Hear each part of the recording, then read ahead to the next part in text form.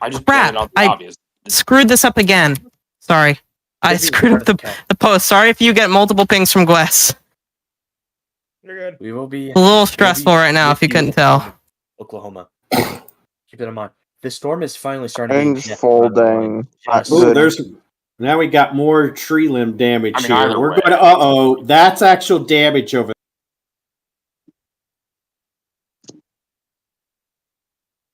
Look left. Here we go. Mm-hmm. That's a mobile. Yeah, those are some. Roofs ripped off of houses. Those roofs are gone. Holy crap. Okay. Dang. That's not good. That is An outbuilding. gone. Those Yeah, that ain't people are good. okay. Slid off of its foundation. I'm not noticing that any. is why you go to your safe place. Okay, there we go. He has to stop, turn around. All right, I just want to take a look at radar really quick again. Yeah, because that storm is still kicking up through there. Mm-hmm. It looks like it's merging with the line now. Yeah, it's probably going to start its weakening phase now, hopefully. Yeah.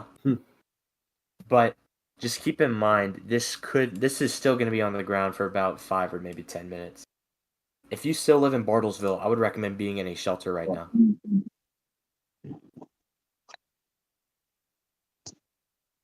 Whatever goes down. That's still a very strong tornado. Oof. Man. Wow. Just prayers.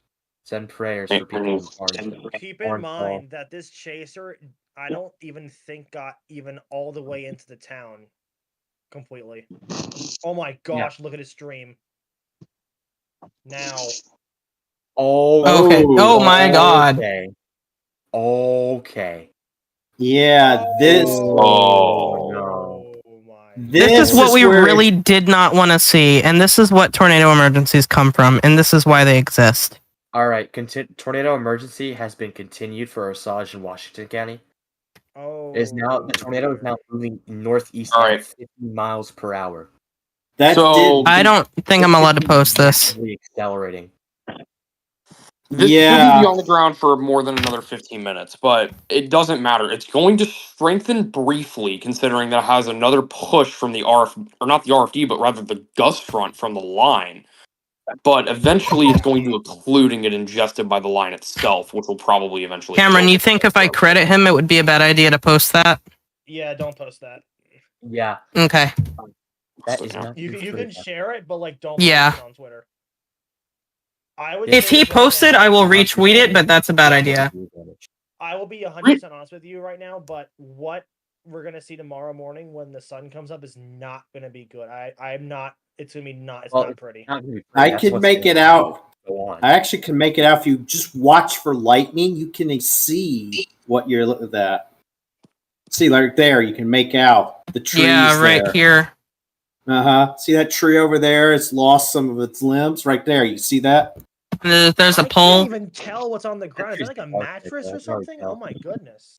It looks like it. It looks like it. I really hope people are okay. This is just not. Oh. Very, very bad. Yeah. At this point, this chaser has probably gotten out and is now trying to find people. Yeah. You know what this is when the chase ends. When you're chasing. You're no longer chasing. The has rapidly strengthened. Okay, this is... So we're going to... Let's go back to the radar here, because this is still image at this point. He's just sitting there. Okay. I'm really hoping. I'm really hoping this thing lifts before Bartlesville. I'm really hoping this thing lifts. Bartlesville is a major city. That's a deserving. See, I think that was. See, I know you were talking about. I see that Cam declared it late for there. They may not have declared the emergency for this town. They may have meant it for the next town, and that's the problem.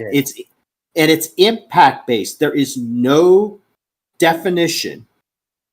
There's no definition of when.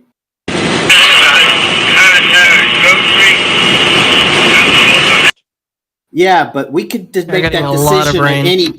Yes. And that's the trouble. Yeah. There is no definition for impact. There's no population threshold, nothing. We're just told high impact, zero false alarm. It's on the ground. Those are your criteria. There's nothing about population. So even though, yes, they declared it right before they hit this town, they're probably thinking, I need to get that out for the next town. That really could have triggered the decision, and that's why this came so late for this one. Unfortunately. If this continues on the same track it is on, this thing will if this thing continues on the same intensity, this is going very close to Bartlesville. And that's got a metro area, because you said that was 30, 40,000. Look at, if you zoom in, you can see the street levels go out much further from the center. If you zoomed in, not on that town, the next one. Bartlesville even has its own medical center too. Yeah, but you see how there's two branches of downtown here, left and right there? That's way more area to hit. So even if it doesn't directly hit it, it's still going to impact it greatly. Yeah. Oh wow, it's already there. Yeah. What about the velocity? Is next? My looping is not working very well. I think there are a lot of people on Radar Omega right now, and it's killing the servers. Possible. Yeah, I'm seeing getting from good scans. I'm getting good scans right now. Radar imagery at all. Okay, in the trying to actually chat. survive. Okay, hold on. John, can you text chat? Marley, can you take down yours real quick, and we'll bring John no problem. on the radar. I'm getting good scans. It's just that it's still going on the same path it was on. It's still everyone in their kitchen sink is trying to look at the radar right now. If anything, it's the same intensity. It's the same intensity as I don't want to alarm anybody. You can even see how long track this correlation coefficient signature is. I don't want to alarm anybody. We have 2 reported fatalities from a scanner. Yeah. Yeah, we do. That's been confirmed. This is yikes. So it's no speculation. Wow. That fast too, man. God. Yep. And that's why I've always said it only takes one. You need to be. Look at that. Look how embedded it is. Look how embedded this thing is in the freaking. You know what's actually concerning is this is unlike other line embedded supercells. This looks very similar. So Old Kingston Selma is what this is reminding me of. Where basically, instead of it briefly intensifying the tornado and then it dissipating, it's actually found an equilibrium with the gust front of the squall line to where it can sustain itself even while being embedded.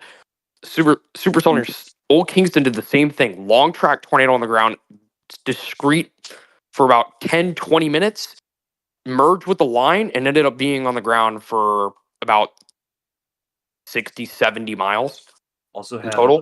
Dang. So this really may not end for a lot longer of a time than you'd usually expect for a tornado like this thing may be continued and declared for a different city because it's continuing. It's going like northeast by very quickly. Okay. Yeah. Also next consider towns are supercells like this that merge into the line. Coffeyville. This will not be done after it merges with the line. Supercells that merge with the line become very dangerous comma heads. They usually become bookend vortices. And bookend vortices in their own right are very hazardous because they can spin up a lot of tornadoes in a very short amount of time and even spin up surprisingly large tornadoes when you would not expect it. An impact of Bartlesville is imminent within the next 10 minutes with a very, very high population of almost 40,000 people. That looks a little weaker, so maybe it isn't equilibrium. It is a little weaker, but I don't care what it looks like right now. It's still declared as an emergency. People need to take this very seriously. Yeah, it could be raining. Sorry about the departure, guys. I'm back now. I have GR2 up. If you want, I can bring up the radar scope and see if we can get some. We're okay right now. We got a full house. Yeah. Yes, we got 14 people in the audience right now, so we are full guns ablaze right now, people. Yeah. Which radar site is this? KINX. Tulsa. Location. Tulsa. Tulsa, got it. Pulling it up. Oh my. Okay. Okay, what's Here's something for you guys. that? Okay. Obviously. Oh no. Oh no. No. No. No. No. No. No. No. Oh dear. Even if this doesn't hit Tulsa direct, even if it doesn't hit the Bartonsville town directly, you could have debris flying down from the sky from the previous. Yeah. You don't have to have direct impacts to cause significant problem. From radar estimates, this tornado may be 2.6 miles wide. JR2 has this You cannot. storm. You would need. Okay, that's where I interject with something like that. No. There's no way. No. Like, there's a Do brief you want to already. see what a 2+ mile wide tornado looks like on radar, Kurt? I already know what it looks like on radar, by the way. I'm just saying. I'm just saying.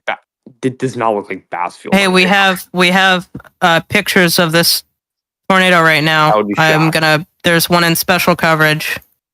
Oh gosh.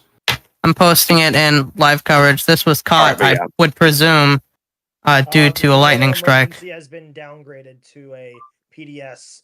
It is located 4 miles south of Bartlesville Municipal Airport, moving northeast at 50 miles an hour. Still, either way, I mean, wow. I think that this thing still has tornadic potential. It's probably on the ground. It still has a lot of juice left in it. It's not one of those circulations that's a quitter. Once it gets to the line. Regardless of the emergency wording, Bartlesville, you are really need to be in a safe place. Yeah. Also, that's Sammy Magino. I would take that with a brief amount of salt. With a with salt. I'm gonna be posting screenshots of the GR2 volumetric cover for this storm. Okay. All right. Yeah, there is still a very large CC drop going into Bartlesville. It probably lofted debris very high up.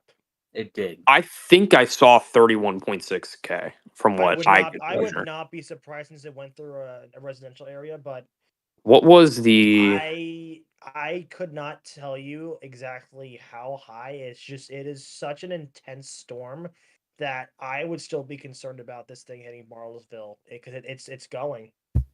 It's going. We have a wrecked mobile home on Brandon Kopic's stream if you want to check that out, John. Oh dear.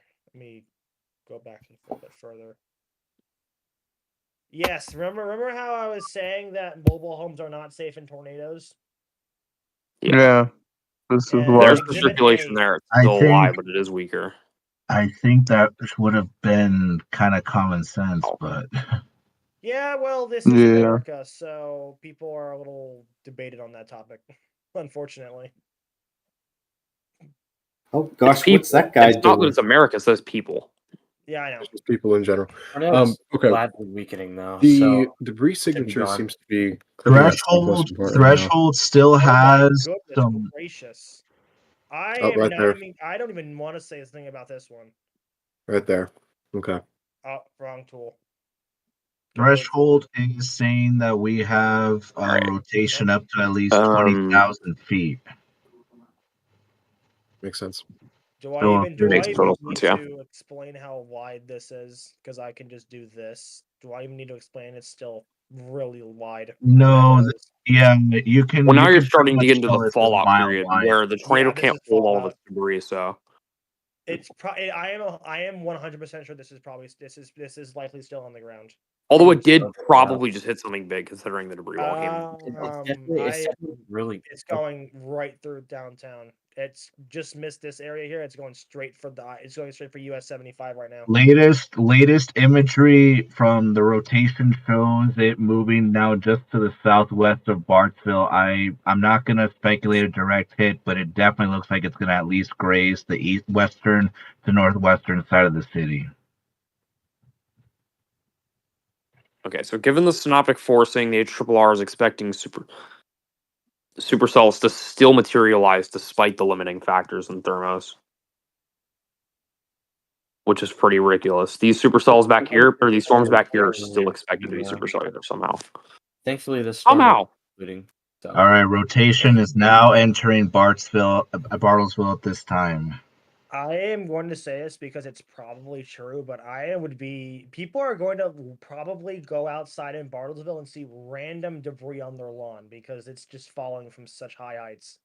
Because keep in mind, this is lofted so high that it is lofted so high, and it's probably going to get very far in the air. And people on the east side of Bartlesville, even though the circulation may be weaker, it is still a tornado likely on the ground. So we could probably see debris as far out as Delaware or Cleveland, Oklahoma. But depending on the but if we're just strictly talking direction, we might see maybe to Caney or Coffeyville.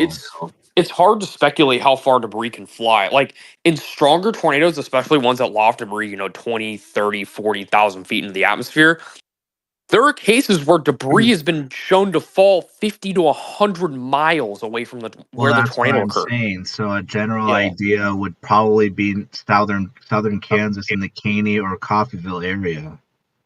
If we're only going on also the direction of the overall atmosphere, which is to the northeast. Oh, look at this! Look at the correlation coefficient, and it's literally in downtown. It's just east, I'd say, but still either way. Yeah, it's only. I saw a question in chat about why this is not an emergency, and this is a good question. But to be honest, the rotation that we're seeing is not as intense as it was earlier. But don't get me wrong, there is guaranteed to be there is probably a tornado, but it is not as intense, and Tulsa does not believe it needs to be declared an emergency. There are people still trapped in houses in Barnsdale, according to a scanner report I'm seeing here. Yeah, so I'm actually going to go listen to the scanner so that we can get that directly from the source.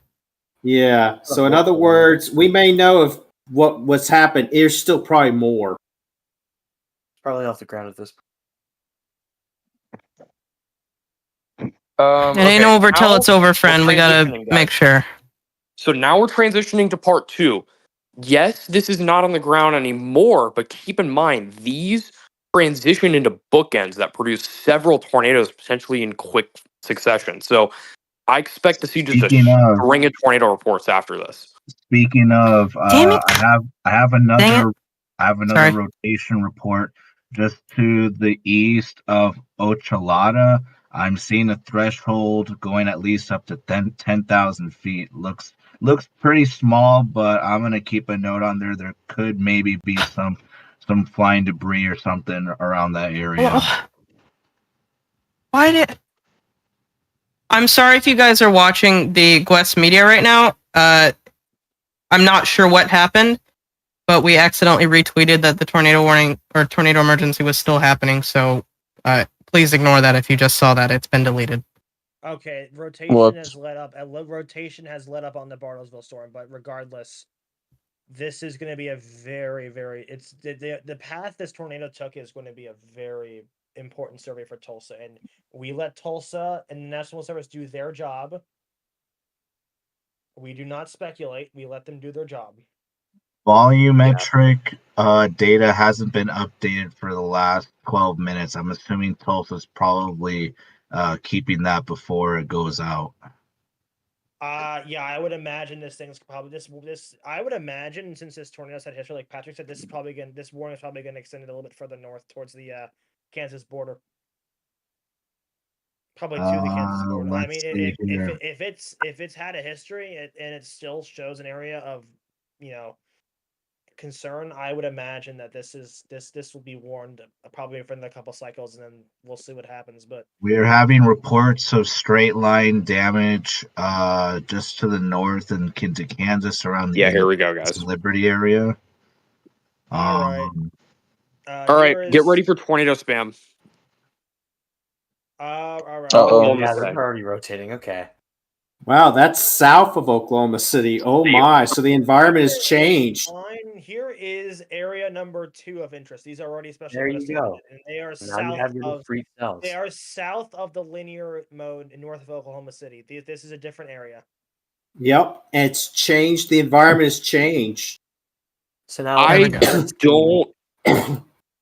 It's gonna be rough. All I've got to say is, for these to become surface based, it's going to be hard. Not They- impossible. Well, that's the yeah, problem. you're missing the sun at this point. You're missing your energy source. Well, here's the thing, though. The cells, the problem with that is that tonight it doesn't It is? matter because the convective parameters are so high end tonight. That's the profile. You see the northern supercell here near Hobart? That's this. I'm gonna send this into SCM too. a new tour was just The issued. and actual it's- environment this is forming and heading into, again, yes, now we have capping, which is going to potentially limit how easy it is, but also note, on top of the capping, we have very strong synoptic ascent. So Yep, there's forcing Polygon. thunderstorms to fire either way is going to be really easy. I see a couple of cells that's close to just north of Oklahoma City in the Cashin and Meridian area. Some of these storms are actually capping up to 60,000 feet. I'm just saying, Dang. guys, I have never I am very thankful that most of the storms that are mature are not, are not discreet.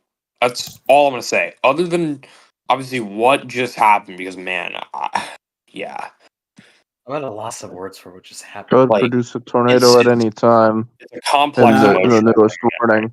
Now. You just got to keep moving forward here, folks. Yeah. Yes, it's rough, but we may have more. Got to keep moving forward here. Severe thunderstorm with strong low level rotation that could produce a tornado at any time. They must have put that in there on purpose.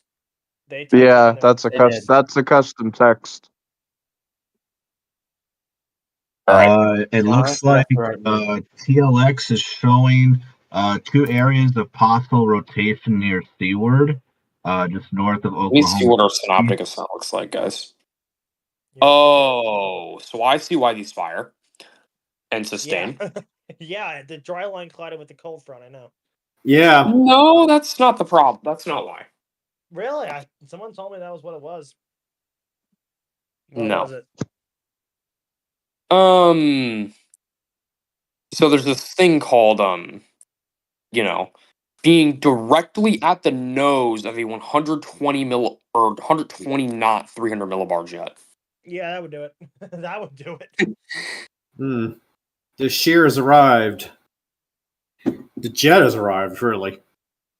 Yeah. I think Mhm. as we go into tonight, we have to watch these cells very closely. I wouldn't say right now, but as these things mature a little bit, I would keep an eye on them very closely. But Yeah. They're going to mature fast. There's a lot of cable in this environment. They will mature really quick. yeah, You're welcome. that was untapped. That has not been tapped by any storm earlier today. So that area is prime. Unfortunately, It's just You're welcome for the wind out here from the west. Should have Yeah. had a tornado just north of Piedmont at about 10:56 Eastern. Okay, I'm gonna switch Yeah. back over. Yeah, there was tornadoes. I would also like to Good side note this, but the new polygon actually goes northeast, but it's more of a unless it's still Tulsa CWA. It's just the polygon right. goes north. Yeah, it says here, severe thunderstorm with strong low-level rotation that could produce tornado anytime was located over Dewey, moving northeast 50 miles per hour. New threshold just detected by Dewey, all the way up to 24,000 feet, consistent all the way down to 5,000 feet. as we head towards a 4Z. It's now 3:10 Z. It's 11:10 Eastern. And here Actually- we wait for 8 to 11 p.m. It's happened. Actually, I think about it at 04Z, the RAP expects that the environment down south of OKC will actually uncap. So Ugh. I already thought the environment south of OKC was uncapped already. well, it was, but basically, we're building it back in because now it's daytime heating. But the issue is now we have a jet stream ejecting, and it's going to break it right back off. I think So- Norman's taking flash flood warning serious because they just put another one out. This is like an Yeah, entire I line. just saw it. Yeah. It looks I like mean- the storms where we saw the caps earlier have about 2-inch hail size. All right, I'm gonna keep the radar on these 3 storms down here because, like Patrick said, it's definitely gonna be the southern one.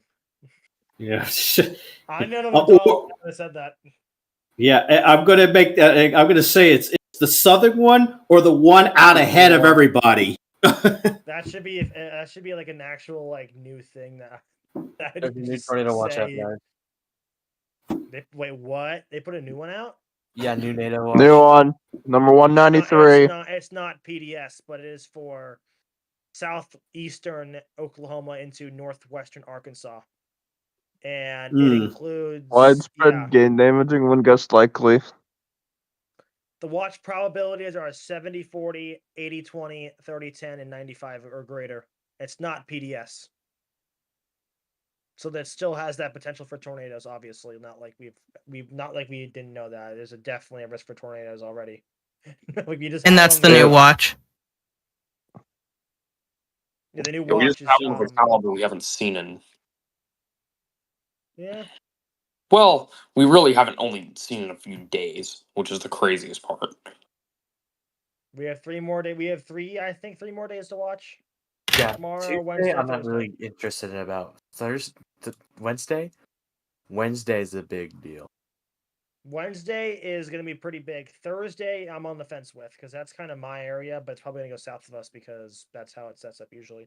But Yeah, Thursday's a good day to watch. Like that's my area. That's my WFO. That's Patrick's WFO, but we don't count that. What? Just kidding. It's worse. You're not in the 15. I I guess. Oh gosh. Here, All right, in West forecasting, we take every day of severe weather seriously. Usually. Usually. Dude, Yeah. I don't know if people realize this. This is the second time I've done a live coverage mode with you all, and now I'm 2 for 2 for seeing a Torii appear on the screen. Yeah, I know. I'm 2 for 2 as well. Yes, you all. Yes, we were here for Little Rock. Now we got this. No, we were here for Nebraska. Oh, you were for Nebraska. See, I wasn't. Okay. Oh. Wait, that means you're 2 for 3 now. I was not in the Nebraska one. Oh, you missed one then. Nebraska was a bad one. Yeah, I can imagine. That event, I will never forget tracking that in Nebraska.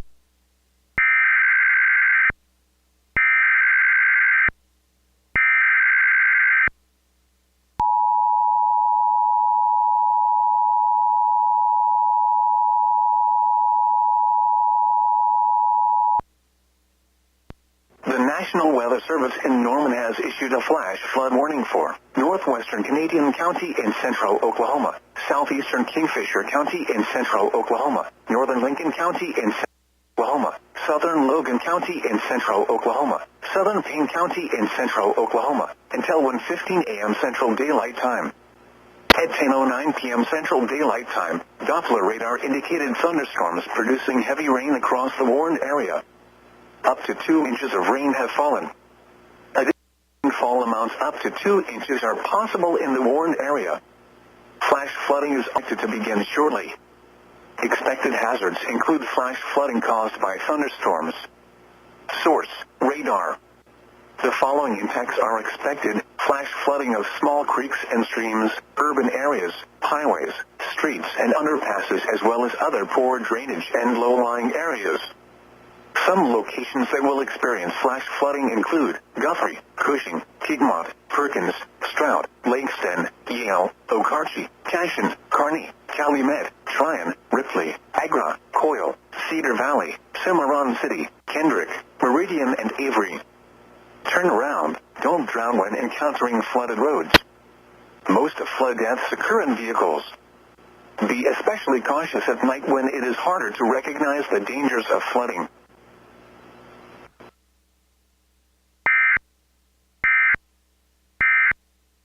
not put an MD out for that one. I don't know exactly how, but I know like there's sort of the ideal probability outlook thing that you can look at via storm reports, and I think so. What I remember seeing is for like April 26th, the event in Nebraska verified a 60 sig. Ugh. Yeah. Okay, so I'm not sure if we already spoke about this, but the mobile home I thought was a mobile home earlier was actually a nursing home. Yeah. Yeah, I think we already said that. Okay. Yes, Jeez. yeah. I mean, if it was a mobile home, it probably would have just been torn to shreds because those things do not sustain. I just want to take a second, but this is the fixed STP layer as of this hour, and if you see these 3 cells in southwestern Oklahoma, they are going into an environment that's kind of capped, and then as soon as it hits south of Oklahoma City, it's going to get very good. It's going to get a very good environment, because keep in mind, the area south and near Oklahoma City did not get tapped into, so there's a lot of potential for that line, those 3 cells. And you see an area blue for a little bit of, but not all of there. That area not in blue would not be capped at all. And then Maybe an area of rotation just south of Seward. I'm looking at that right now. I'm gonna take a look at mixed layer and see where all the mixed layer sin is expected to be. If Well, there is a silver line, here's your answer. 3,500 with a slight cap. mixed layer cape, by the way, not just mixed layer. That's not good. No. Well, no, nothing's been tapped it. There's very slight capping in the atmosphere too. So. Well, it's not that's like I'm just only because it's night. Yeah. But if you got 3,500, it's unstoppable force versus a movable object here. Sort of. We have some cells. We have some cells to the southwest corner of Oklahoma running northeast as the rest of the band moves eastbound. That is what we're watching. If anything will happen, it will probably be these storms in southwest. I don't know. That is area of interest number 2. Actually, no. I'm sorry. Correction. I was looking at it wrong. Eastern Oklahoma. I have cells that are running directly northeast as the rest of the main band from Oklahoma City is moving directly eastward. Yeah, Muskogee.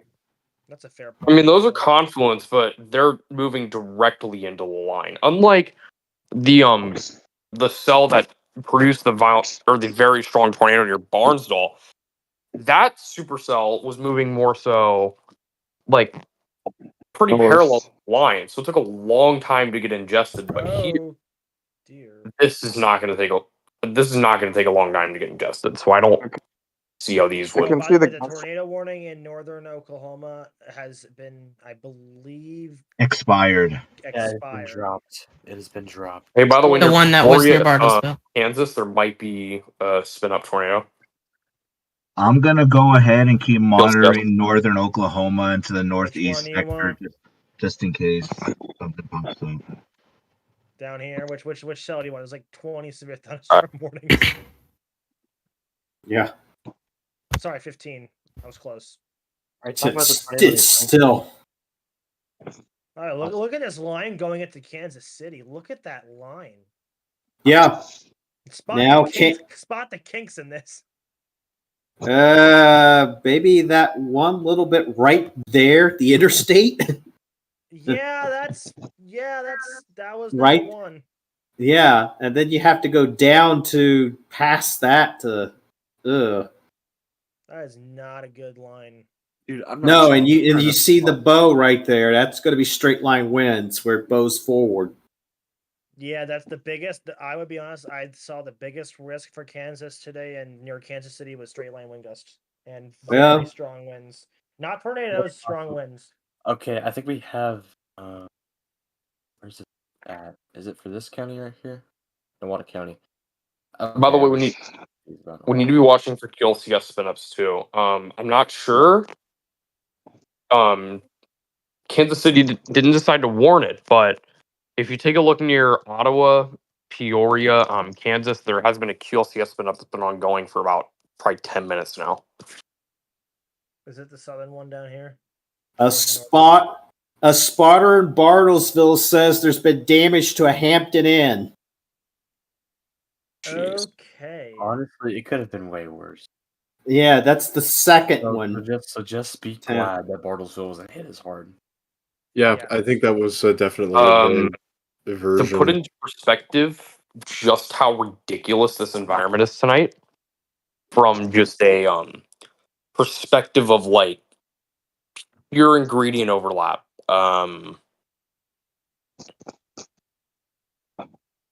Yeah.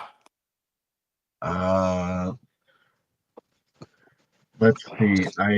I just spotted something to the north of Oklahoma City.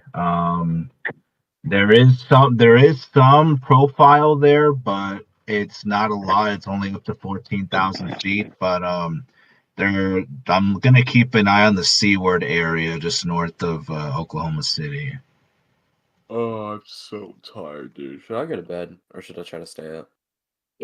Go to sleep whenever you need to. I'm surprised Patrick has been here for this long. I know. I know. Patrick, are Crazy, you on yeah. coffee or something? Do we need to talk? No, it's called. I'll pretty soon have to go as well. Shit. Yeah, Oh, I imagine because you have work tomorrow morning, don't you? Yes, but I'm not on operations. I would think, but I also had taken. Yeah, I did stop like for a few moments to take a moment here, Yeah. but then things kind of got. I just kind of paced myself here, going, "All right, these first few hours aren't going to do that much. It's going to ramp up as it gets dark." I've always had this thought in my mind: it's going to be dark when things get going. Oh, okay. Ported funnel cloud in Iowa. Yep, that part of the line is still going pretty strong as well. Mm-hmm. Lots of little QLCS spin-ups. Doesn't look like it's doing anything, so Very favorable QLCS tornado environment for the next few hours, guys. I'd argue it's been there all day. either way, I'm gonna go to bed. Edmond, Oklahoma. In this live coverage to do. I want everybody in this live coverage to pray for these people. That's all. That's all I ask. Okay. Of course. I'm going to bed. Someone like if anything happens, just make sure to DM me the details. I'll wake up and I'll see them in the morning, probably about 3 or so. So okay. All right. Yeah. Good night, folks. Good night. Stay safe. Good night. Especially if you're in All the right, quarantine take care. areas or in the risk area. I am out. I don't know how Wednesday's going to shape out too, but for anybody in the enhanced region for Wednesday, you need to be weather aware as well. That is another thing I'll add on. But yeah, I am out. Good night, guys. Yeah. Good night. See you, Kurt. Take care.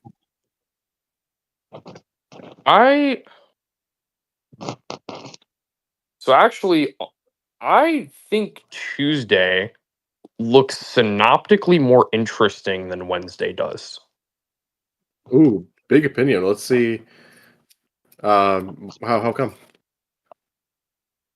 So remember how I said that, I thought that the jet streak into the Midwest is a lot better on Tuesday, how it's stronger headed into the Midwest on Tuesday? My early thoughts on the setup. Seems like we're kind of reverting back to that, where there's a strong jet streak in the Midwest, 90 knots of flow at 500 millibars. That's nothing to screw around with. When you have 80, 90 knots of flow at 500 millibars in the Midwest at any time in the season, my eyes are always peeled, especially if it's zonal like this. Oftentimes models, they're not great with how strong your low-level shear can really get with such a with such a jet streak. And also consider the fact that in the Ohio Valley region especially, you're not looking for your typical directional shear as much as you're looking for speed shear. So I genuinely do think the strong tornado threat might be highest tomorrow rather than Wednesday. Even despite the fact that Wednesday, from a directional shear standpoint, is better. Mm-hmm. But I also think Oh, we're talking something about else to consider is that Wednesday might have issues with advecting and like instability northward too, where Tuesday doesn't. So Right. Fair enough. So while we wait for the special weather statements in Oklahoma to ramp up as well, we can't. Your microphone is pretty muted. So while They, we one of them just got upgraded to an SVR. guess the which one. the north Too one. late. Too late. East side. Probably. All right. Well, while The we're one on discussing, the far east. Sorry, go ahead. right. it's okay. I don't.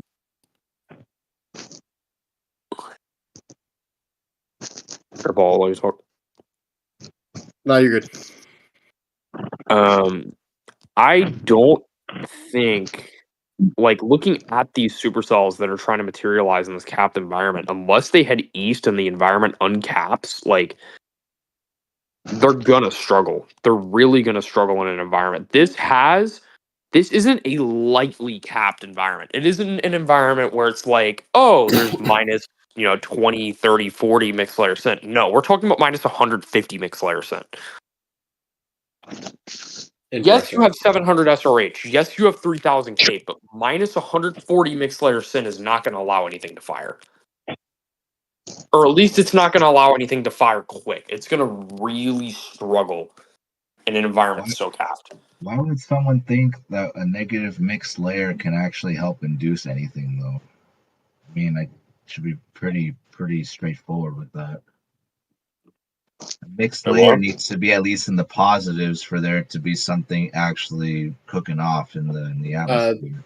Yeah, well, this is CIA. This is convective inhibition. So I think when people look at that, they see negative 10 to 20 or 30 not really have much of a problem, and then they just I think there's kind of an assumption that you could really get away with having a lot of CINH, and just Well, that's the thing. If you're not accounting for CIH, then at that point, you're going to interpret it. You can interpret things pretty wrongly over in that situation, because CIH is pretty much the one thing that you kind of know how the severe weather is going to play out. It's one of those factors.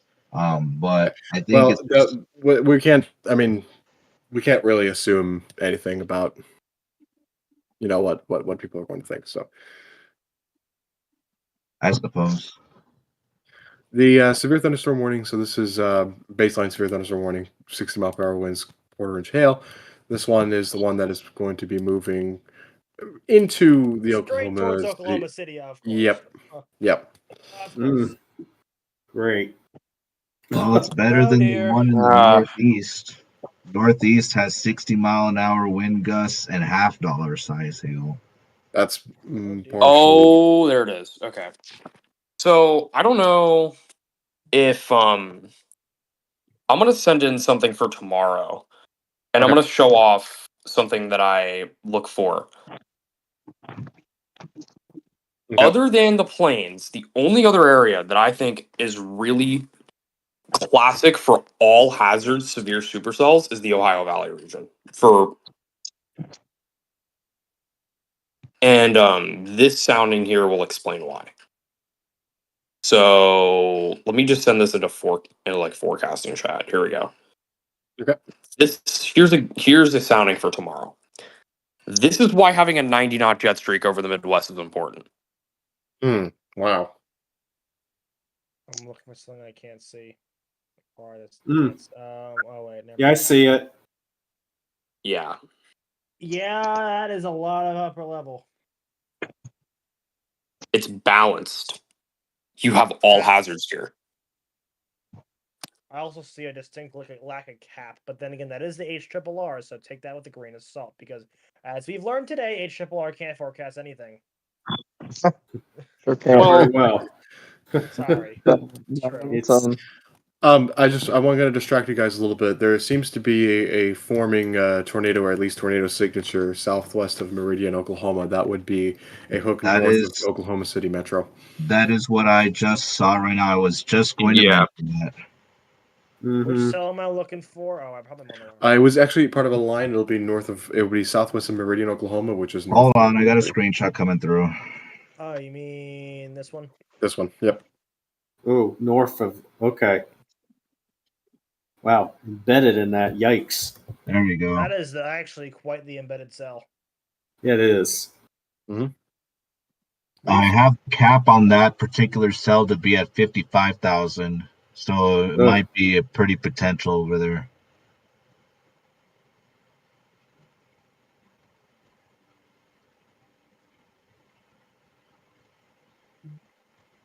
May I actually check the wrap out instead of the HRR because I want to see a little bit more accurate of an environmental representation for tomorrow. Well, this rotation that was just southwest of Meridian, I've been tracking it for the last 10 minutes. The consistency of the rotation levels has been there almost 10 minutes. That could get a warn. It could. Let's Okay. see. That means they'd be in a severe thunderstorm warning, a flash flood warning, and a Tornado warning. Tornado warning, and probably should already, given the hook and the environment. Yeah, honestly, Crazy. There's also yeah, the hail size is definitely getting larger closer to this hook, so there definitely could be something there. Crazy. What were you 100%. saying? I'm just looking at the environment for tomorrow. And yeah, I still see why this is. If there is something that is a silver lining for tomorrow, it's that the surface low will be racing. So the wind profiles veer very fast, but the supercells themselves will also be racing to the east because of the really strong jet streak. So 93. it's a common feature of Ohio Valley environments. That's very true. So here's the RAP's opinion on it. Okay. You can see kind of similar, Oh, but yeah. Ugh. Yeah. although I will say one thing, right? There may be like the ceiling for it isn't as high as some of the other setups that I've seen, unless we see something change with the synoptics, because, well, apparently models can't do synoptics. Or apparently the Midwest is just not an area that is consistent with synoptics at all for some reason. But assuming we don't see something change with the actual synoptic pattern with the setup, it won't compare to something like what happened earlier this year. Because here's a good example of what that environment looked like.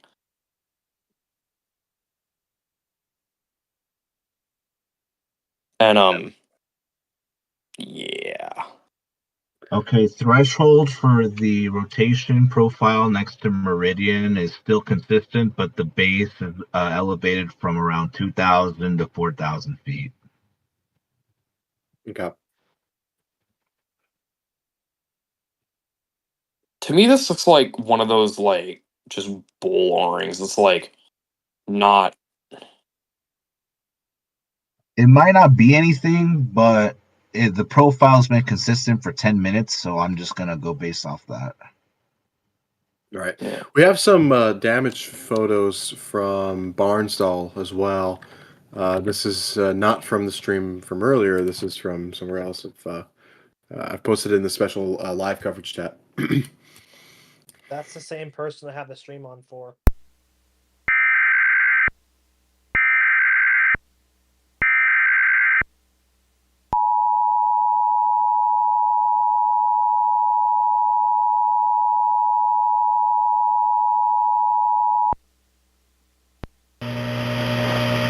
The National Weather Service in Norman has issued a severe thunderstorm warning for southeastern Washita County in western Oklahoma, northwestern Grady County in central Oklahoma, Colorado County in southwestern Oklahoma, southwestern Canadian County in central Oklahoma, until 11:15 p.m. Central Daylight Time.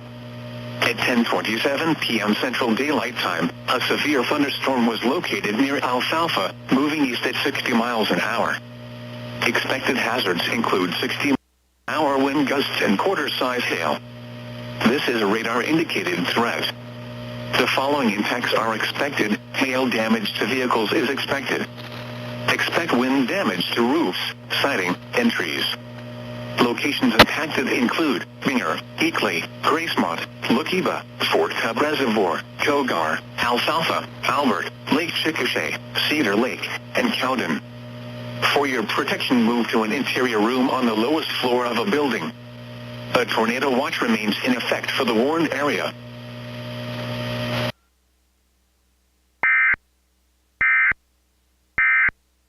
So, Yeah. Well, I mean, it's not a hook. It's like you said, it's a fishtail. So I don't think this is really any rotation of anything.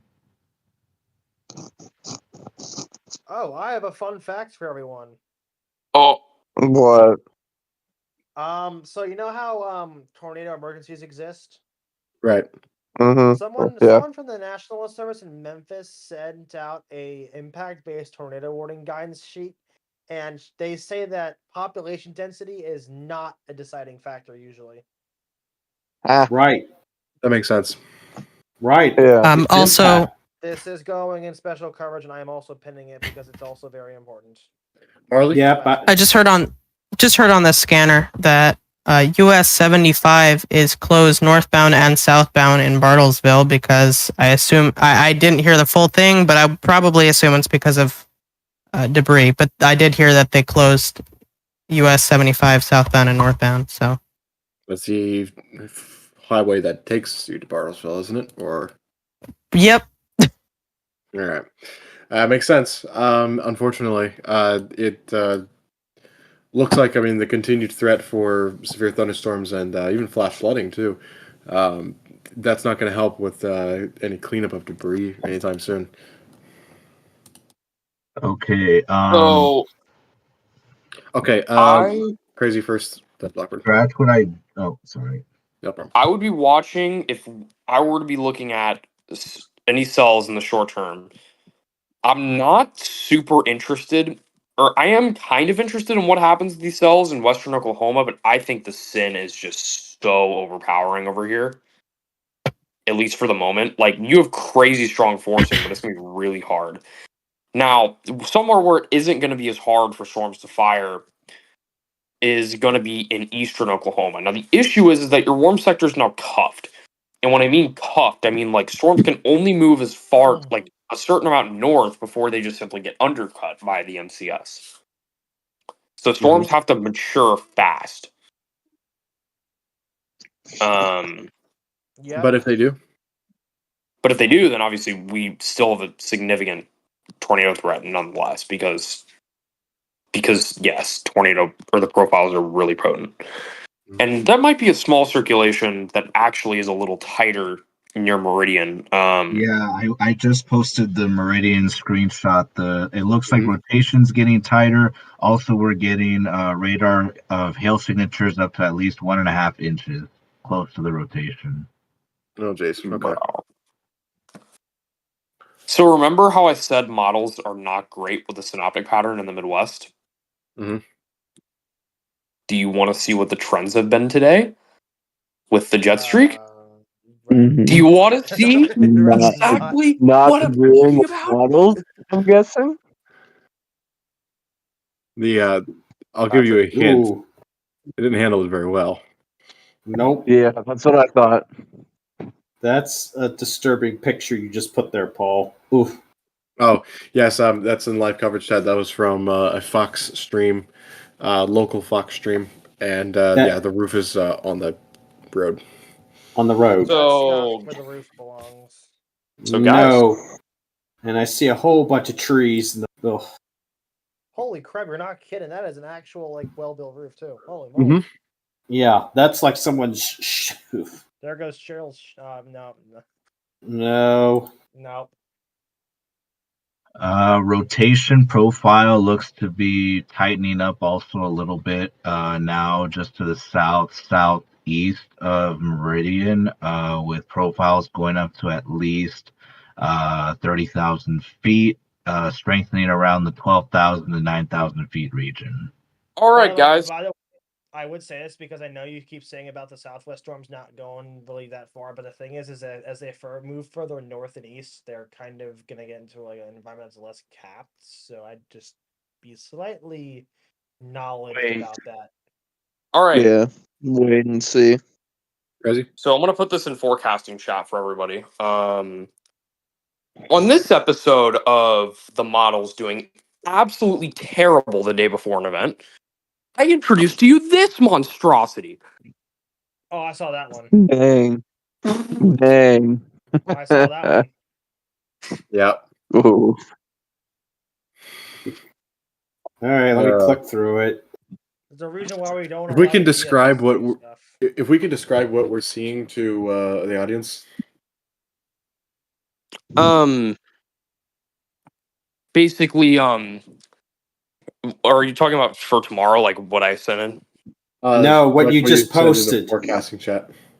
Yeah, so basically what I sent in is the models, or not even the models, but we've had trouble, especially with these systems coming out of the Rockies. We've had a lot of trouble getting good observations out of the Rockies because generally we don't really have a lot of things to get observations out of the Rocky Mountains region because there's not a lot of offices there to launch balloons, etc. And therefore, a lot of times, especially in the Midwest this year, we've been having really bad errors with these systems coming into the Midwest where they'll either be completely missed 2 days out or they'll be severely under forecasted in severity. So basically, like this year, this is now the third time this year, third event where basically forecasted the day prior was just a belt of 70-ish knots of flow at 500 millibars, just broad 500 millibar flow. And then going towards, literally the night before or even the morning of the event, you instead have a 90-knot jet streak with a negative tilt ejecting directly into the Midwest on top of unstable air mass. So, yeah. That's never going to be caught when you got the Rocky Mountains. It just won't be. You don't have data. You don't have balloons. Yeah. I'd argue it's been this way forever. Well, that takes money, time, and resources to get all that into the. You can't expect the model to decipher something if you don't tell it it's there to track it or follow it. Mm-hmm. Yep. You're stuck. All right. Yep. Unfortunately, you have to wait for stuff to get out into the plains where there's more data to actually see these features. Mm-hmm. It's a common complaint for many Western offices. They got to wait for something to get to the coast to have any clue what's going on because it's out in the Pacific Ocean. Good luck. That's worse yet. I'm surprised we don't have radar-based satellites or satellites that can point down with radar. The issue is that you have all that stuff. The issue with it is you don't have the balloon data. You don't have the maps of the atmosphere that tell you exactly what's going on in that region like we do everywhere else. So you don't have the observations throughout the whole column to really tell you, hey, this is what's going on. Plus, you're posting the GFS and the RAP. I'd like to see the Euro and other models. Way better with satellite than any other model I know. Way better. That's why it beats the other models. It does a better job over these areas that you don't have much data and you don't have balloon data. It gets more satellite information. And unfortunately, that's where we're stuck. To be quite frank, the Euro underwent a pretty similar correction trend. Yeah, because there's no data. You're depending on no matter what anybody says, there's a reason the Weather Service has been launching balloons since the 1930s. We're still doing it because the model scientists have told me and others, and I tell people in interviews, it doesn't matter what data we have, whether it's satellites, ship reports, or whatever. Number one best source of data for the models is those weather balloons. It's not even close. You can tell the difference. Because nothing directly measures the atmosphere all the way up like a balloon does. But they're not cheap. Proposition to install weather instrumentation on every single commercial aircraft in the world. Some do that, but not as many. But they only do those on takeoffs and landings, so you're still dependent on populations. I need to say a pro meteorology tip real quick because I screwed up a little bit. Yeah. Yeah. Don't leave your window open if it's possibly or probably 67% humidity, because my room feels like a swamp now, and I forgot to close my window for the last 2 hours of being on here. Oops. Good job. I could think of Good way job. worse. You played yourself. I could think of way worse situations. Way worse. Obviously. Yeah. Um, I'm gonna make a note here. Nothing significant, but I'm looking at something in southeastern Kansas, next to the city of Independence in Cherryville. Looks like some sort of spinning motion with the moving band. Probably nothing, but just something to keep a note of. you're looking at a bookend, which actually is probably well, that one's not significant, but some bookends can be pretty tornadic. So I'd be watching it. Yeah, just keep a note on it and keep an eye out. Here you go, John. Just for you and for a moment of comedy relief for you. There's way worse. Do I want to know? You should. You should check it. It's great. I did that once, but it was raining. Oh. I'd argue. I think that's worse. I think that's worse. Yeah, pro tip, use your brain. I know that's hard for some people, but use your brain. I do not roll down my windows for anything. I don't care if the car is hot, because anytime I'll think about it, guess what? It'll storm. That's called living in Virginia. What's new? It's actually I'm sorry, but that is how Virginia weather works. You want to do something and it doesn't do it. Believe me, it's actually that what I just described with the rain that you mentioned with the rain happened in my office before. Someone left their windows down, think it'd be nice, and then oops. Whether the If the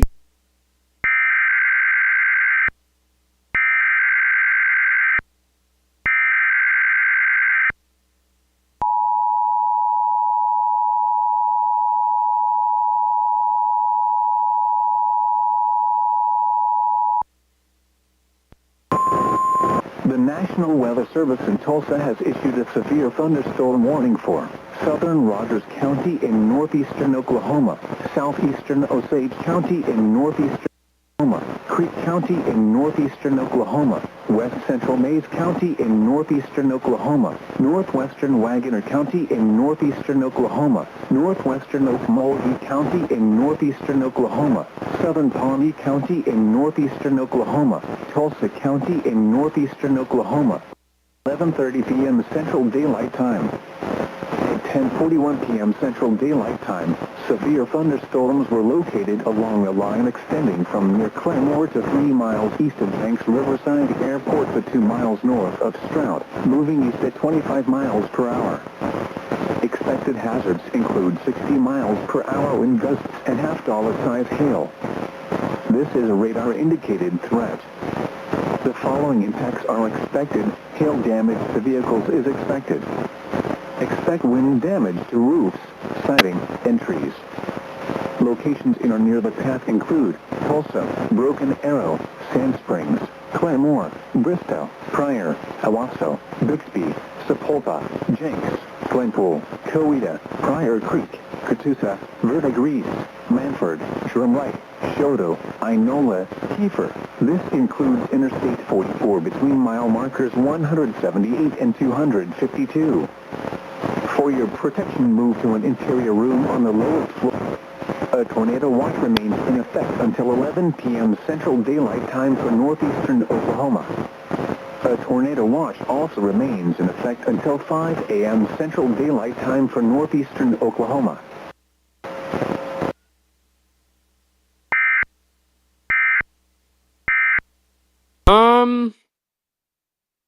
I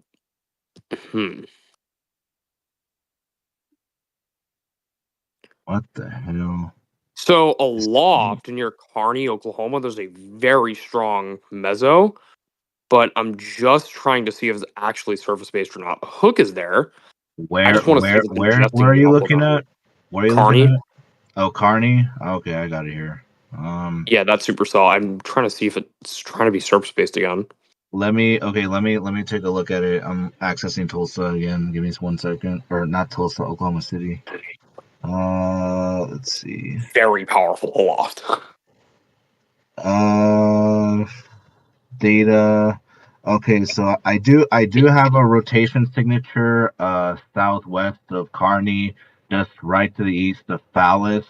Consistent rotation from about 4,000 to about 19,000 feet.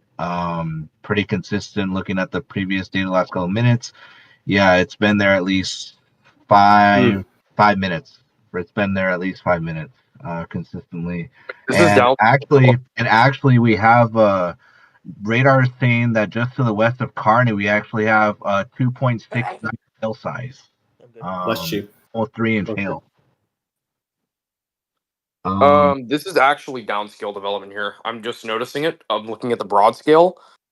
Our supercell is nowhere near as messy and like just embedded as it was prior. I would not be surprised to see a stronger tornado out of this within the next 30 minutes to an hour. Which cell? Kearney. It has a very strong meso aloft. It's growing downscale because of the increasing convective inhibition. It's Yeah, it's also the Kearney cell. Kearney cell is actually almost at 60,000 feet for its cap. Oof.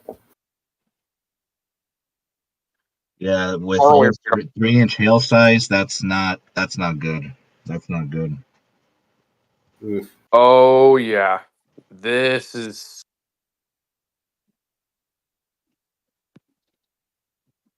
This could be something. I'm gonna keep an eye on it here.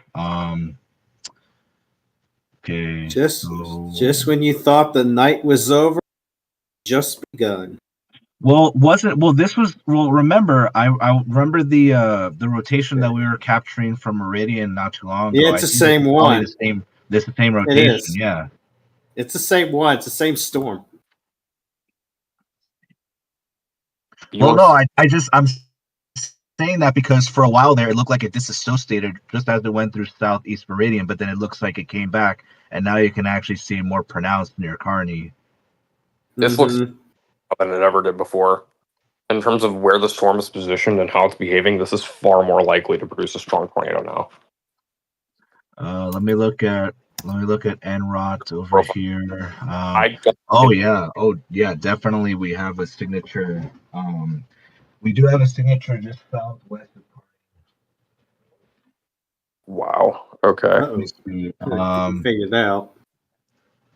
Let me get the. Okay, screen cap is being posted in special coverage right now.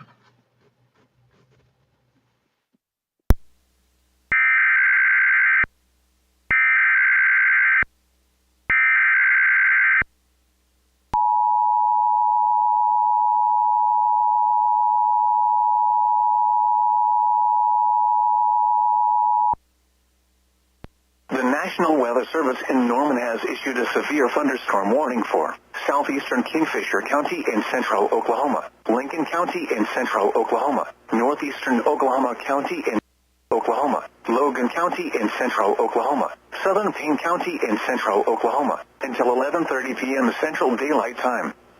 At 10:45 p.m. Central Daylight Time, severe thunderstorms were located along a line extending from 4 miles east of Drumright to near Kearney to 3 miles west of Cashin, moving 15 miles an hour.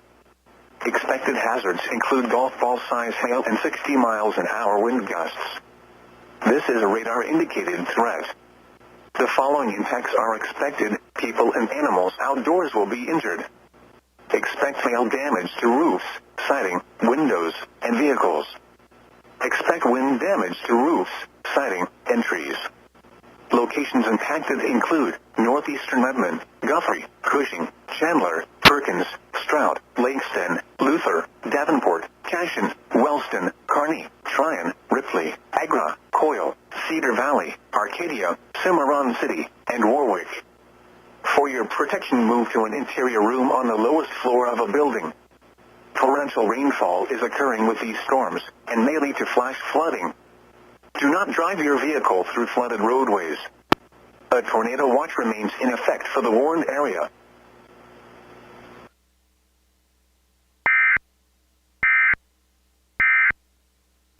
Okay, I just posted the latest NROT near Kearney. This thing definitely looks like it might be intensifying.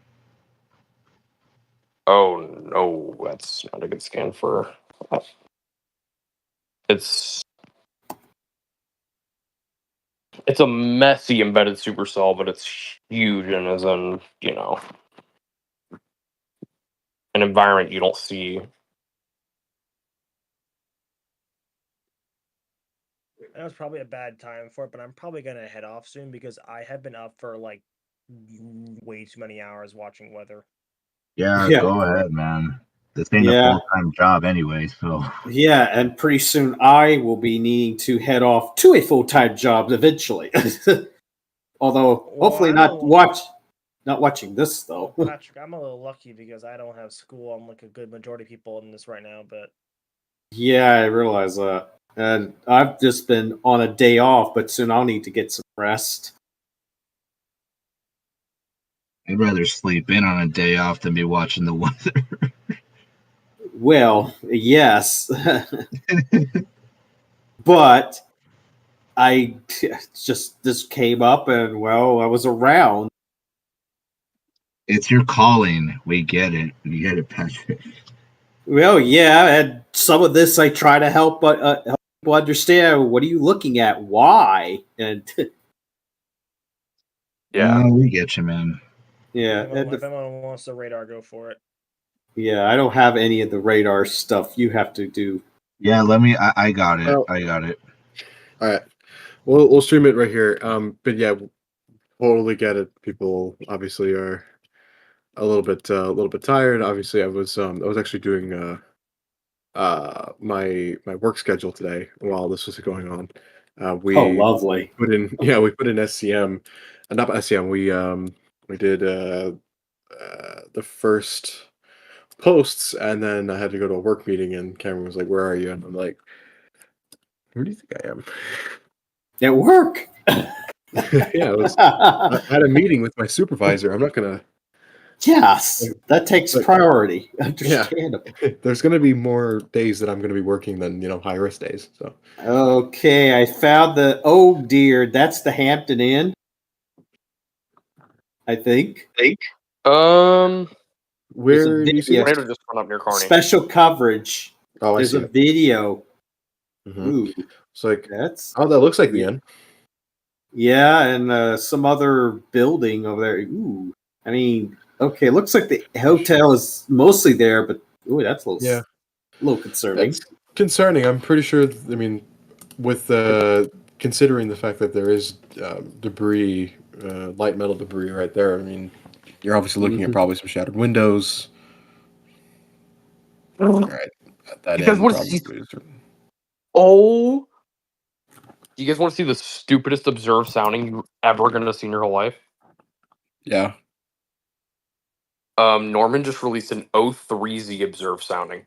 Yeah, Cam mentioned that a moment ago. I haven't looked at it. It's slightly funny. Not. Define slightly not funny. How about we just see it? Yeah, how about we see it? I just put it in special coverage. That is a real sounding.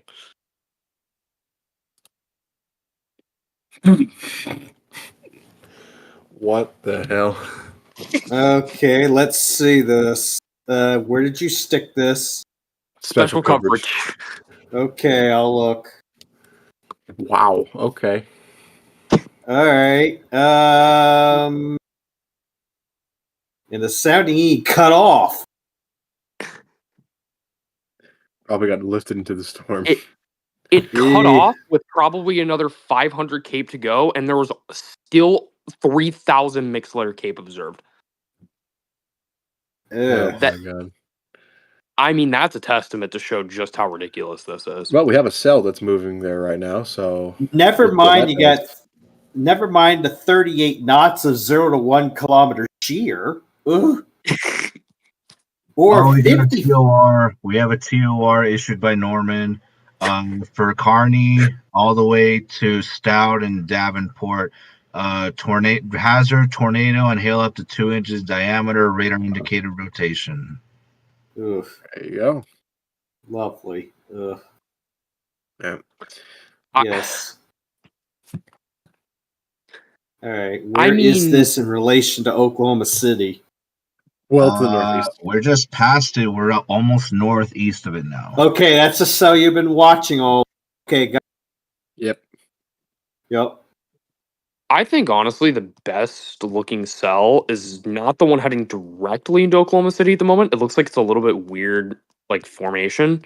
Oh, I see what you're talking about. Sorry about that. I think the best By the cell way, is the by one just to the City and south of it Gracemont. in the long term. Very good. But then again, also Kearney. I mean, if this isn't completely embedded, if there's a way this wasn't completely embedded, Yeah. Let's just keep an eye on it. I personally think there might be something here, but I'm not going to say otherwise. I just based on the profile that we've had so far, looking at the radar, it's consistent. So I'm going to say that, even if it might not be something huge, I don't know, maybe a funnel or some sort of debris cloud is probably over here. That I can probably say for sure. if this was actually a discrete supercell north of OKC right now, I am so thankful this thing is not discrete. Because, I mean, You'd have another one if it was.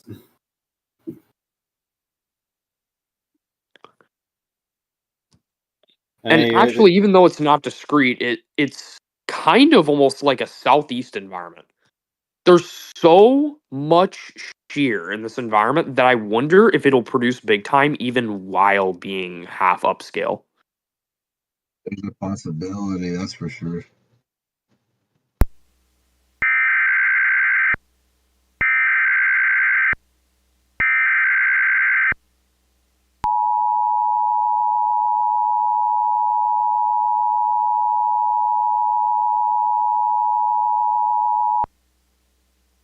The National Weather Service in Norman has issued a severe thunderstorm warning for northern Grady County in central Oklahoma, east central Caddo County in southwestern Oklahoma, southwestern Oklahoma in central Oklahoma, northwestern Cleveland County in central Oklahoma, southern Canadian County in central Oklahoma, northwestern McLean County in central Oklahoma, until 11:30 p.m. Central Daylight Time. At 10:58 p.m. Central Daylight Time, severe thunderstorms were located along a line extending from miles north of Kogar to 3 miles east of Gracemont, moving east at 65 miles an hour. Expected hazards include 70 miles an hour wind gusts and quarter-size hail. This is a radar-indicated threat. The following impacts are expected. Hail damage to vehicles is expected. Expect considerable tree damage. Wind damage is also likely to mobile homes, roofs, and outbuildings. Locations impacted include Oklahoma City, western Norman, southwestern Edmond, Moore, El Reno, Newcastle, Yukon, Bethany, Mustang, War Acres, The Village, Tuttle, Nichols Hills, Union City, Minko, Amber, Bridge Creek, Gracemont, Pecasset, and Kogar. For your protection, move to an interior room on the lowest floor of a building. A tornado watch remains in effect for the warned area.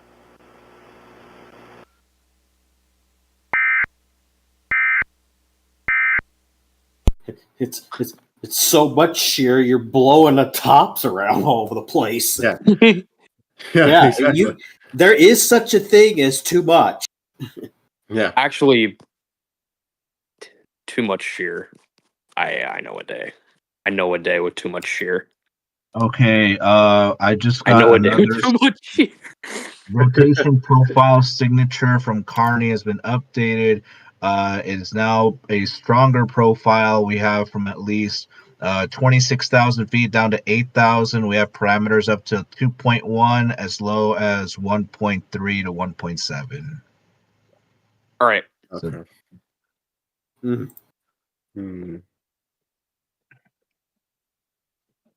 So now we're going to have to basically zoom out and watch these two supercells or these two storms. I'm gonna DM you those. All right, you got enough shear, Patrick? Is big enough a screen for you guys? Well, keep in mind, I already told you what the. Oh yes, there we go. Let's make it 57 dots for 0 to 1, and oh, good grief! What sounding is? Okay, first off, what model is this? Or is this an actual? It was a model sounding the day before an event on the HRRR, and there was a 140 knot jet streak in the southeast.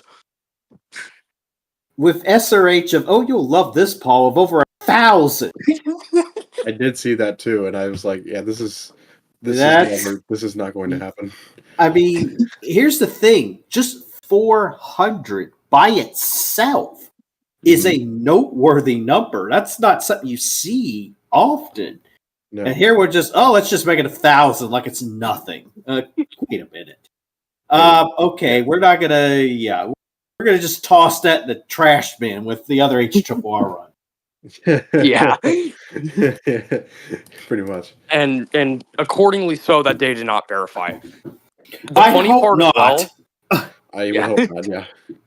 The funny part about that sounding is you would have had supercells moving at over 100 miles an hour if it were to materialize somehow. They would have broken so far ahead of the outflow. They would have gotten so far ahead to it. They would have raced into the cloud cover. Still trying to clear. Yeah, they would have. Eddie Usain bolted.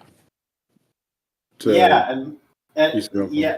Actually, when I think about that, I actually don't know if they would have formed supercells because you could literally shear the top off the clouds, and all of a sudden you get these nice little convective towering cumulus in it. Oh wait, there goes the what would have been the anvil at 10,000 feet, but it's going way downstream 20 miles, and you can't even get a shower. Or yeah. Somehow this stage had convective development. I don't know how, but it did. Yeah.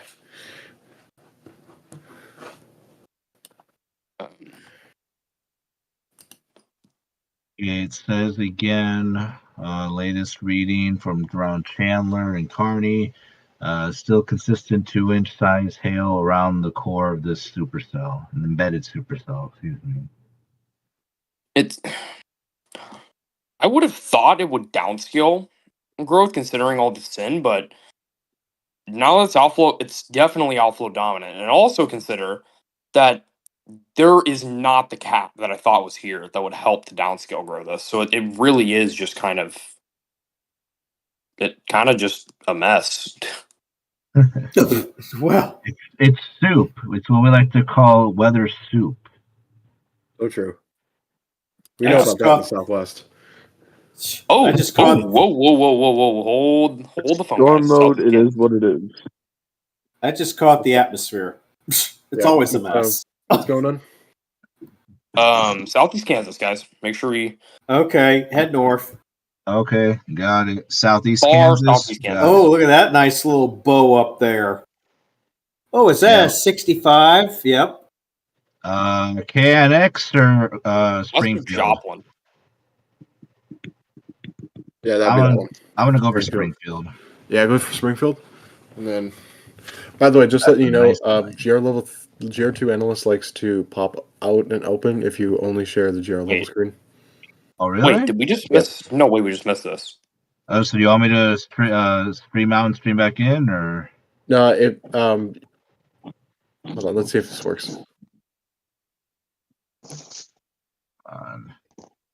Still downloading. Give it a sec. Yeah, no problem. God, the polling on this thing sucks. That's why I'm not really a huge GR2 analyst fan, even though I know it could do so much. You know what? I grew up with this software, so I still think it's reliable in my opinion. Oh, I know, but I didn't. and that's the problem. It has a pretty steep curve. Okay, there we go. We're loaded. Yeah, there you go. Yeah, so I can see that bowing out. I see a cell ahead of the line. Uh-oh. Like near J. Oh, there you go. It looks a little muddled, though. Nah, it's a little... it's muddy. It's got too much going on. Yeah, if that had been by itself and clear, I would have gone, oh, no. Yeah. Because we've already seen what happened earlier. Columbus. I'm going to see what this says here. The SVR near Butler and Harrisonville says severe thunderstorms along the line extending from Cleveland, moving east at 40 miles an hour. Hazard 60 mile an hour wind gust and penny-sized hail. So typical of a bow echo. Okay, I'm surprised it's only 60. Yeah, that's what I'm saying too. I would have expected like 70 or 80. Well, I already see a 60 on here in your wind gust, and I'm seeing it bow out more. Yeah, now this SVR near Columbus and Pittsburgh and Joplin, Missouri says 60 mile an hour wind gusts and nickel-size hail. Okay. Baseline SVR. Fort Scott and Nevada says 60 mile an hour wind gusts and penny-size hail, so consistent 60. For sure. While we're doing that, I've been looking at the new GFS run for the Ohio Valley outbreak, and they still look pretty consistent with pretty explosive growth from east central Illinois down through northeastern Arkansas. So that's definitely something that we're going to be watching, but it could get pretty messy. Who knows? How is it further north, and then we'll go back to that storm down there in Oklahoma? Okay, how far north do you want to go? Oh, gosh, Kansas City is having some fun. There's another tornado. Okay, where's EAS? That's south of Kansas City. South of Kansas City. Or is that a severe? Ooh. No, that looks like radar. Yeah. The radar. Good. Okay, KTWX? No. Or KBAX, sorry. Yeah, that's the one.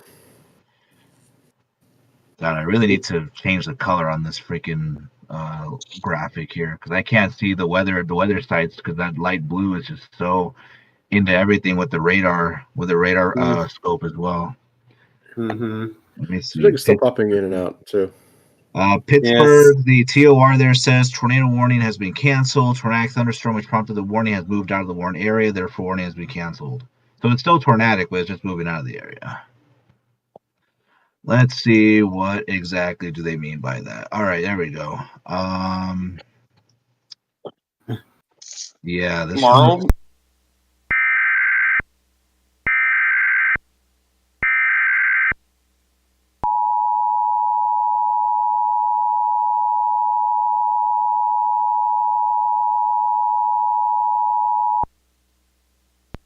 The National Weather Service in Tulsa has issued a severe thunderstorm warning for northwestern Benton County in northwestern Arkansas, Delaware County in northeastern Oklahoma, southeastern Ottawa County in northeastern Oklahoma, east central Mays County in northeastern Oklahoma until 12:15 a.m. Central Daylight Time.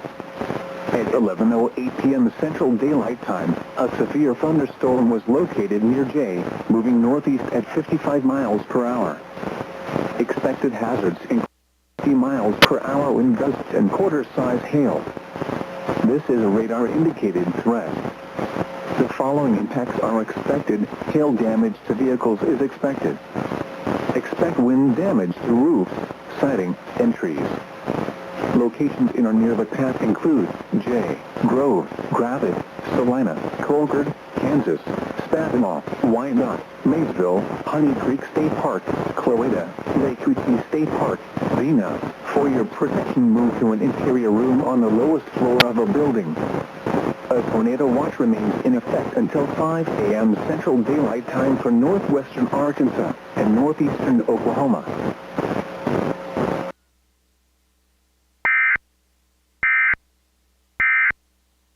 Well, yeah, all the cells that are decent have had an inch. Yeah, I'm just wondering how far does that North get into Oklahoma City and more, Well, which I okay, know well, everybody keeps. let's see the track.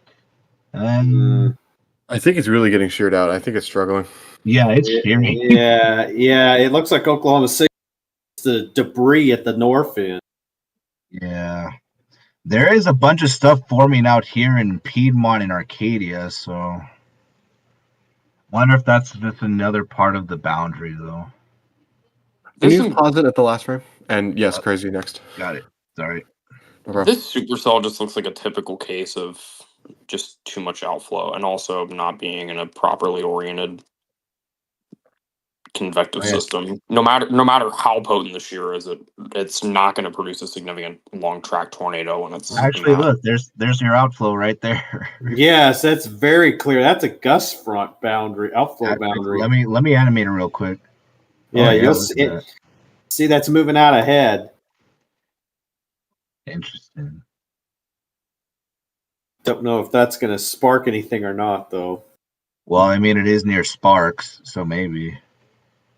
Fair enough. That works. That worked. Wow, did I walk right into that? Wait, All right. Zap.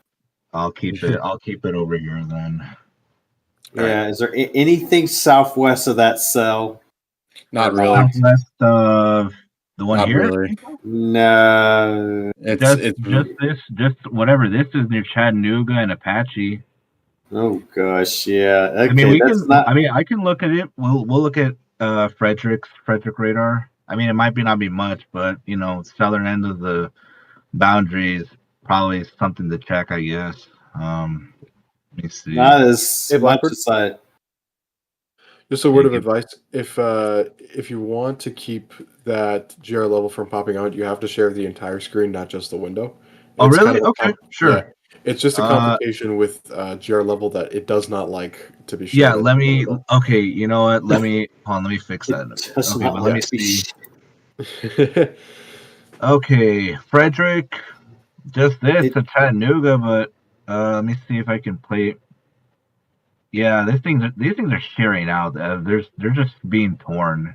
I don't really see much happening from this. Yeah, nothing much really. All right, back over. Actually, hold on. Let me fix the thing real quick. Yeah. Okay. So you said share the whole screen. Let me see. Or The actually whole change window, windows. Just change windows. Yep. Screen. Screen 1. Okay. Let's hold on. It'll also loop better on the screen because it used to be where it was very staggery. But when you do that, it'll be a little bit better because it captures what your screen says and not what the application says. Okay. Hold on. Discord's being a little wonky right now. Give me 1 second. No problem. I don't know what's with these updates as of recent, but these Discord updates are just like making this app slowly worse. I can't even bear. Yeah. If it doesn't work, I do have it available. Finally, I've not had it available for all of today, but no, I got it. Just the 8 hours. Actually, okay, never mind. It's actually working right now. I think. Oh wait, no, never mind. Let me see. Screen. Damn it! I don't know what makes this thing. Okay, screen 1, right? Yep. Okay, let's see. Screen 1. Let's go. And there. There you go. Perfect. Okay. What's with that tornado warning? Was there any? Okay, there's an SVS. Tornado, 2-inch hail, radar indicated. Yeah, so still the same. Actually, did Hello, I switch lacrosse? to Tulsa already? I didn't switch back to Tulsa. Sorry, or not Tulsa, Oklahoma. I keep thinking TLX means Tulsa. It doesn't mean Tulsa. It's Oklahoma. KNX is whoever comes up with these call signs is weird. Let me see. It's something way more archaic than I can possibly say. Okay. Okay, so that rotation is still holding. Actually, now that I'm sharing my whole screen, I can actually share the volumetric view too. Yep. Let me see if there's anything here. Oh wow, look at that. That's in 60,000. heights. Nice. I love the onion view that this program has. I've always loved it. Let's see. Brendan Base Kopic, I watched him a velocity. lot. He was a mile behind me when I drove through a bad storm last year. Yeah, if Brendan Kopic is driving, you have to go the opposite way. Yes, he Okay, basically gets the what? Jim Cantori treatment. Yeah. What is that over here? Switch to velocity on that one real quick, and let's see if we can get something. Base velocity? Base velocity iso surface, does that show anything? No, it does not. Interesting. Or lid, no, that's lid volume. Nope. Let's see. ISO surface on this one. That doesn't show much. It's probably just a mezzo in that storm. I think it's had a mezzo for a while. Gotcha. It's possible it's not much. I can't tell much from that either. Yeah. You can scale down I'm pretty sure you know this. You can scale down or up the ISO surface. Maybe that would help. Let me see. How do I think it's that. Volume alpha? No, it's not. Sorry. Volume display settings? Nope. It's the far left one, I think. Which one? No, that's not it. Dang it. Oh my god. I hate this app so much. Are we really using the radar app during the stream? No, never mind. Just go away. We'll just go with this. That's fine. New TOR. Let's see. Severe storm with strong low-level rotation that could produce tornado any time was located near Devonport, moving east at 40 miles. Tornado on hill up to 2-inch diameter. Okay. It's still the same. It's still the same thing. So I'm thinking maybe they're just like on the fence about this one, but probably. Yeah, but you probably still have to warn it. Yeah. Oh yeah, no, I'm not saying they shouldn't warn it, but yeah, you just can't take too many chances. Yeah. Let's see. This is interesting. Okay. Okay, these are a bunch of new buttons that I haven't actually seen. I'm more used to the older GR2. I actually re-downloaded this not too long ago, and now it has like a lot of these product features that I have no idea what they do. If you want, I can start streaming my Radar Omega again. So let me see. What are these though? SRV, what is that? Standard rotational velocity? Storm relative velocity. But see, you don't. The thing is, the color tables are terrible on this one, so you can actually see like the default color tables are pretty bad. Yeah. Actually, can we get Marley back real quick? Sure. Because Yeah. Let's get away from this archaic screen. Hold on. I have to turn my stuff down for a second. Sorry, I'm listening to the radio broadcast and you guys talk at the same time, and it makes me like really not able to speak. No problem. Are we looking at this one near Joplin, or where are we looking? We are looking. No, we're in Oklahoma City. Yeah, we're okay. Yeah. Sorry, I was tuned out for a little bit there. Fine. Looks like the field of strong winds from that supercell southwest of Oklahoma City. That field of winds is near Tuttle. It's going to go to the southern part of Oklahoma City. So I think it's going to stay to the south of the Interstate 40. And yeah, these winds are generally around 60 miles per hour. Let's see. Rotation. I figured out how to do the multi-view here, so. Oh, sweet.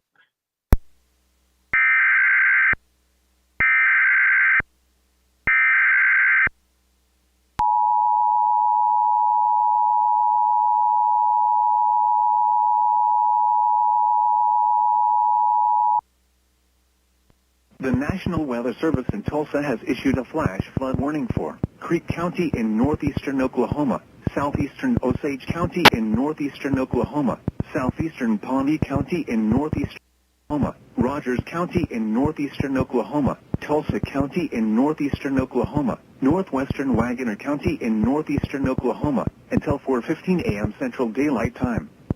At 11:19 p.m. Central Daylight Time, Doppler radar indicated thunderstorms producing heavy rain across the warned area. Additional rainfall amounts of 1 to 2 inches are possible in the warned area. Flash flooding is ongoing or expected to begin shortly. Expected hazards include flash flooding caused by thunderstorms. Source: radar. The following impacts are expected: flash flooding of small creeks and streams, urban areas, highways, streets and underpasses, as well as other poor drainage and low-lying areas. Some locations that will experience flash flooding include Tulsa, Broken Arrow, Sand Springs, Claremore, Owasso, Bixby, Sapulpa, Jenks, Glenpool, Coweta, Skiatook, Catoosa, Collinsville, Verdigris, Cleveland, Manford, Drumright, Inola, Kiefer, Sperry. Turn around. Don't drown when encountering flooded roads. Most flood deaths occur in vehicles.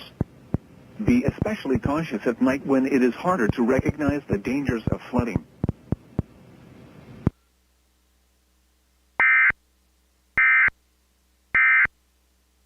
Well, Not maybe good. he's just still. Maybe he's helping out more than it's taking. So that doesn't Well, necessarily yeah, mean I know. So something must have caused it. There must be some issues. I heard on the radio earlier that someone was trapped underneath her roof, like the house collapsed. So there's some crazy stuff here, and I like even to, when, man, I couldn't imagine sheltering underground from a tornado just to have my house collapse on me. You know, like that's scary.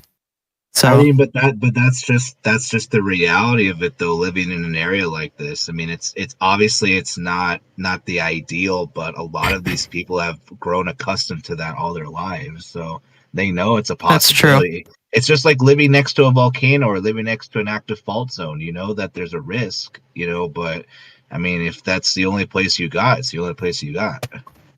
Some people here, they Yeah. can't even afford to move. They're Yeah. stuck. Mm-hmm.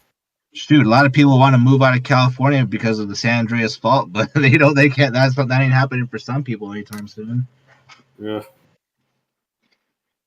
Yeah, I mean, the thing is that even in these places, tornadoes within a 5 mile point of your house, let alone 25 miles, is supposedly a pretty rare occurrence anyway. Tornadoes are always low probability, relatively speaking.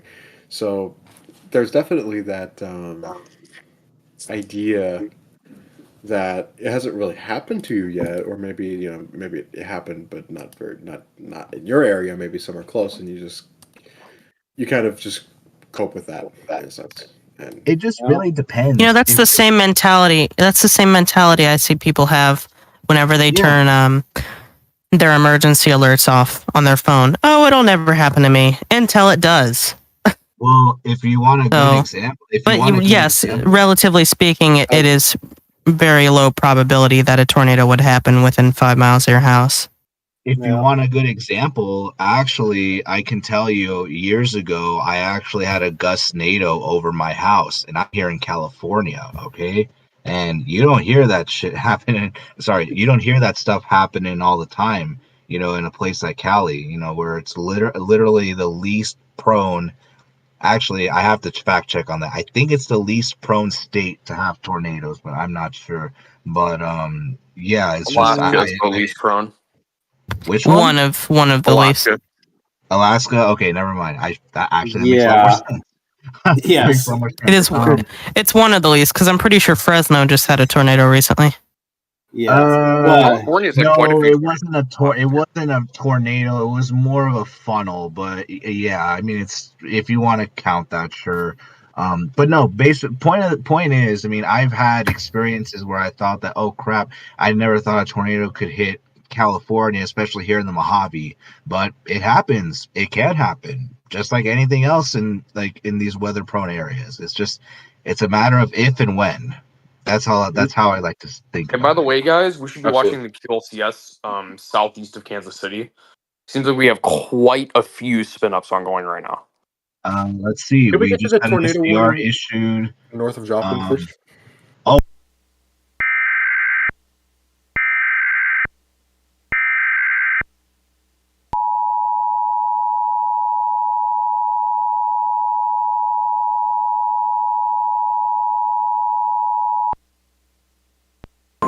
The National Weather Service in Tulsa has issued a tornado warning for southwestern Creed County in northeastern Oklahoma, northwestern Okfuskee County in east central Oklahoma, until midnight daylight time.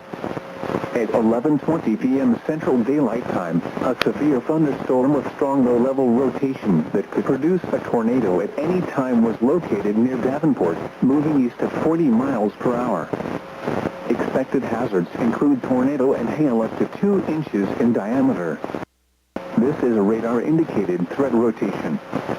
The following impacts are expected. Flying debris will be dangerous to those caught without shelter. Mobile homes will be damaged or destroyed. Damage to roofs, windows, and vehicles will occur. Tree damage is likely. Locations in or near the path include Bristow, Okfuskee, Depew, Slick, Shamrock, Welty, Milfay, Mason. This includes Interstate 44 between mile markers 178 and 199. Take cover now. Move to a basement or an interior room on the lowest floor of a sturdy building. Avoid windows. If you are outdoors, in a mobile home, or in a vehicle, move to the closest substantial shelter and protect yourself from flying debris.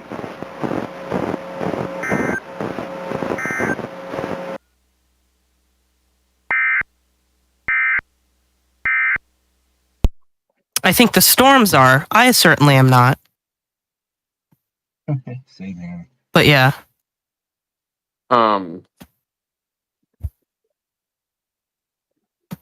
It seems like a lot. Let me This focus, but- line of quite a few little spin ups in it. Yeah. Just very good oriented Is this geometric new? which No. spin ups in the line.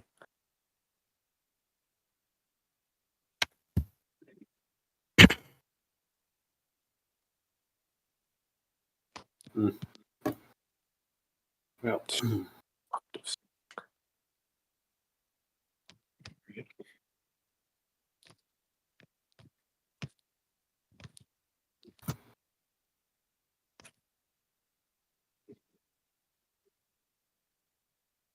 Man, I don't know if it's just the weather aficionado in me, but I definitely get scared every time I see something near Joplin. And it's I know it's really improbable. I mean, okay, it's not improbable, but it's very not likely, again, as big as it was. But, like, it just, I don't know, something like that always scares me. There's So- always like the last places that you want to see more. I think I think about Joplin. I think about Greensburg.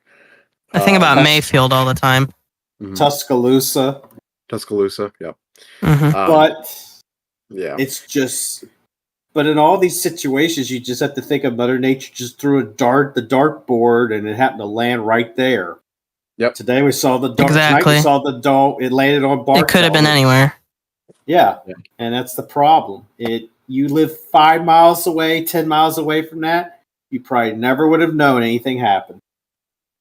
Could have just slipped right through it. And that's the sad part. That's why you get that perception. It's such a tiny dot. That's what makes the odds so small. It's just a tiny little area.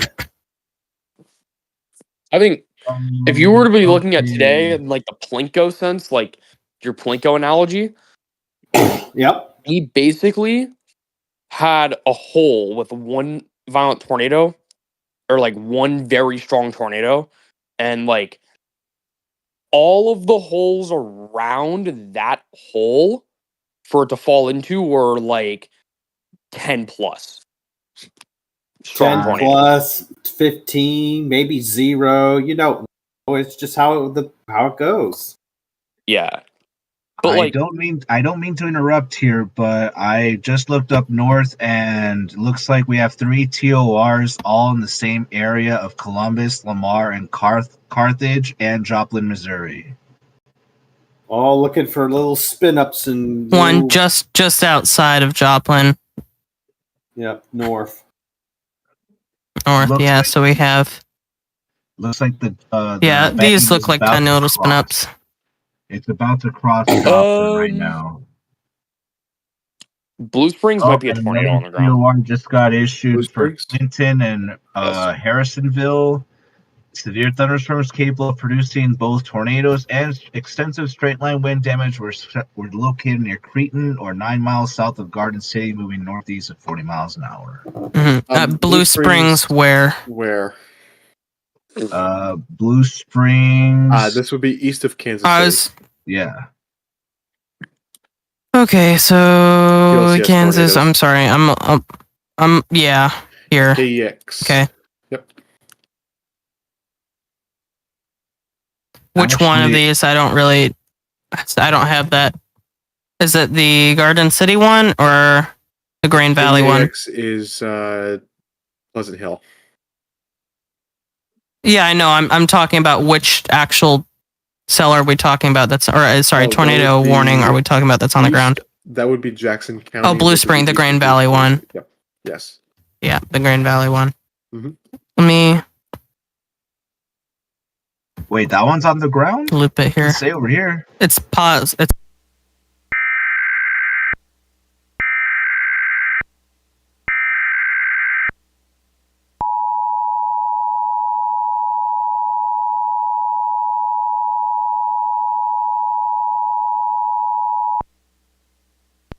The National Weather Service in Norman has issued a severe thunderstorm warning for northeastern Grady County in central Oklahoma, northwestern Cleveland County in central Oklahoma, southeastern Canadian in central Oklahoma, northwestern McLean County in central Oklahoma, until midnight Central Daylight Time. At 11:29 p.m. Central Daylight Time, a severe thunderstorm was located near Bridge Creek, moving east at 50 miles an hour. This is a destructive storm for Bridge Creek, Newcastle, Norman, Moore. Expected hazards include 80 miles an hour wind gusts and quarter-size hail. This is a radar-indicated threat. The following impacts are expected. Flying debris will be dangerous to those caught without shelter.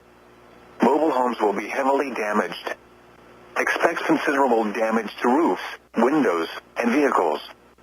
Extensive tree damage and power outages are likely.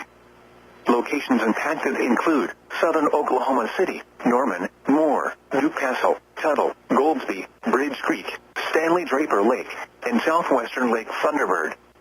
This is a dangerous situation. The storm is producing widespread wind damage across central Oklahoma. Seek shelter now inside a sturdy structure and stay away from windows. This is an extremely dangerous situation with tornado-like wind speeds expected. Mobile homes and high-profile vehicles are especially susceptible to winds of this magnitude and may be overturned. For your protection, move to an interior room on the lowest floor of a building. The storm has the potential to cause serious injury and significant property damage. A tornado watch remains in effect for the warned area.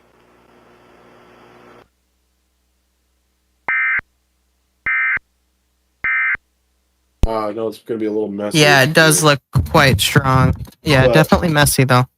They just updated it to confirm. Oh, it's observed. Okay, so I'm gonna go. Sorry to interrupt here, but I'm gonna go tweet that out right now.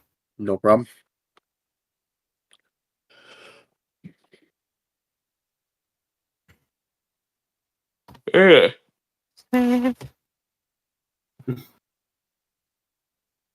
No, I don't want it to say tornado emergency. I really would rather not tweet that out right now. Oh, gosh. No, it's just. I still have that saved from the last one. Oh. Yeah. All right.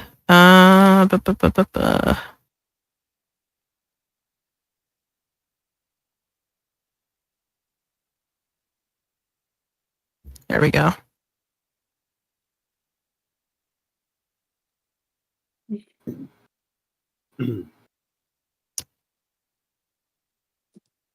Yeah. Definitely getting close to tapping out for the night. All right, no problem. Yeah. Everybody is Yeah. going to be. I'll be updating it through the announcements channel once live coverage simmers down. But we were continuously doing this for 9 hours, so Yes, really. that is Ugh. our longest. Yeah, by far. And note it took 5 hours before things finally went crazy. We did. We were But- just hanging out. We just hung out. But I said 8 to 11 p.m. Look what happened. Mm-hmm. Yep. It Yep. worked. We're kind of getting spammed by QLCS tornadoes, so that's interesting. Oh yeah, this will go on into the 3 in the morning. Oh Yeah, I'll be chatting up in the friends server probably after this, and then I'll probably just not. I do wonder if this QLCS will actually erode for tomorrow's storm development, or if tomorrow's storms are just gonna have to deal with a sap environment. It's possible. I actually could see that. I think. Let's take a look at the new RIP actually, and see where that's going. I'm gonna go ahead and take a look.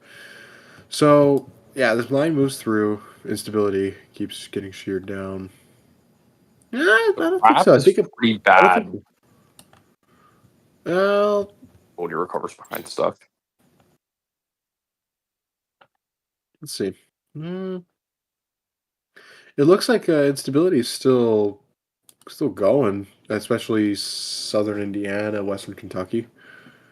Not a lot of CIN either. In fact, almost none. This doesn't look like a particularly strong environment. I mean, I'm going to be taking a look at the bulk shear real quick. I don't think it's going to be. It's pretty good. Yeah, bulk shear is pretty good. Up to 55 knots on the 0 to 6 meter. What about tornadoes? Let's see. This looks localized to me. This doesn't look like one of those Midwest widespread. Yeah, it doesn't look widespread at all, and there's the shears there and the instabilities there, but looks like other than that, you really have only those two things. It's like a classic slight risk event, or slight risk before the slight risk came. Tornado forming near Carthage. Interesting.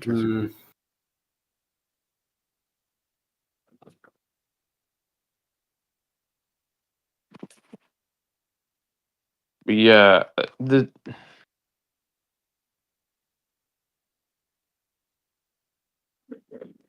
Oh, right. Yeah. We will continue to cover this, but we're probably, I think, in fact, how about we make a deal? Let's, we're probably not going to have another long track tornado, right? it'd be. I would hope not, and I would probably guess not. Right. Well, I think let's.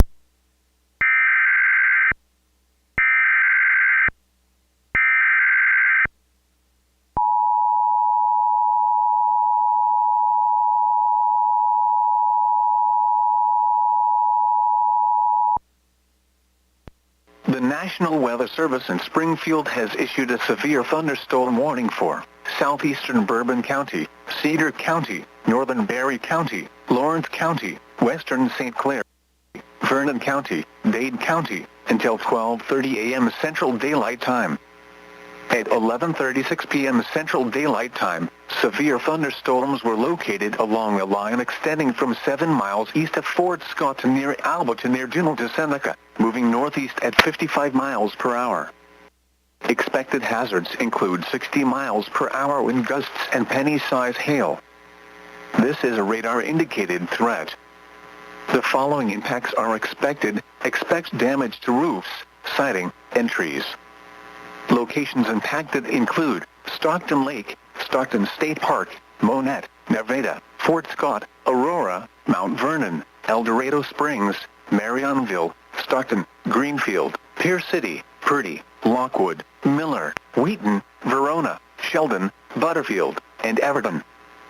This includes the following highways: Interstate 44 between mile markers 32 and 58. Interstate 49 between mile markers 77 and 100. Remain alert for a possible tornado. Tornadoes can develop quickly from severe thunderstorms.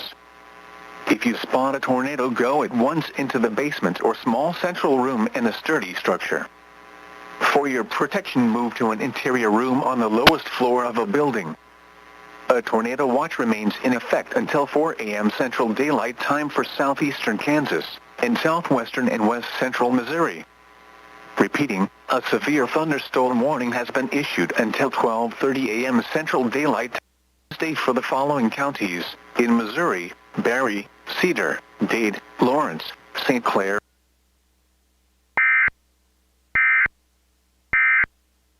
sure to the north of Valley Brook, but it's kind of. I'm gonna go to single mode really quick, and I'm going to go to. Dang it! I'm gonna go to. Where's my velocity? And see if I can find a lower tilt because it's so close to the radar. Yeah. There we go. Yeah, I mean I see something, but not really much. This seems like it was a very precautionary tornado warning, if you know what I mean. Yeah, that really is no impact over the city.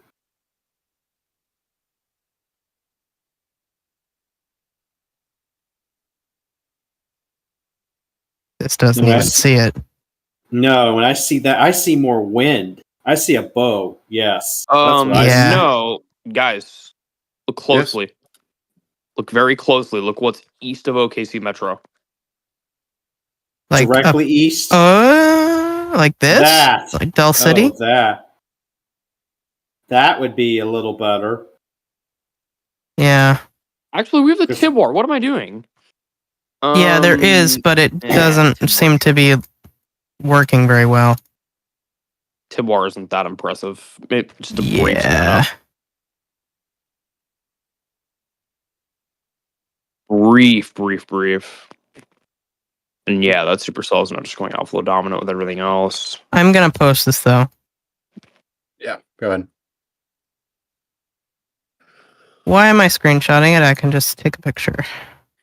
There we go. I'm also gonna loop it for you guys.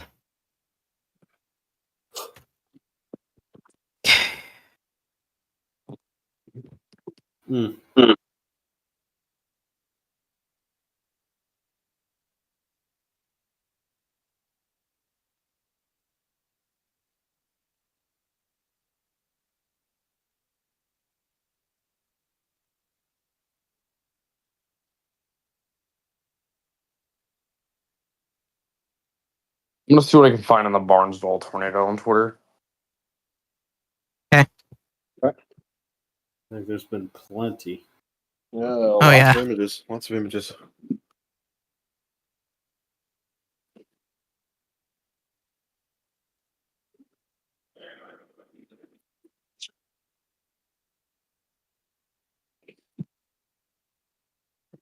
All right. Well, it looks like it's still QLCSing-ish. That's not a very impressive. So it actually looks a little more like a cluster now than it just like a regular supercell, in my opinion. At least cluster-like features more than anything. The severe thunderstorm warning was just updated. Looks like they're still keeping 80 miles per hour. And that's not a surprise. No, that's. I'm going to admit, as you always saying 60 on that boat, I'm going. That's accelerating. I'd be pushing it up. Yep. That's why. Because anytime you get that bow out, it accelerate. Yep. Okay, we have 2 confirmed tornado warnings. I'm pretty sure it's for the same storm. Yeah, that's confirmed. To you.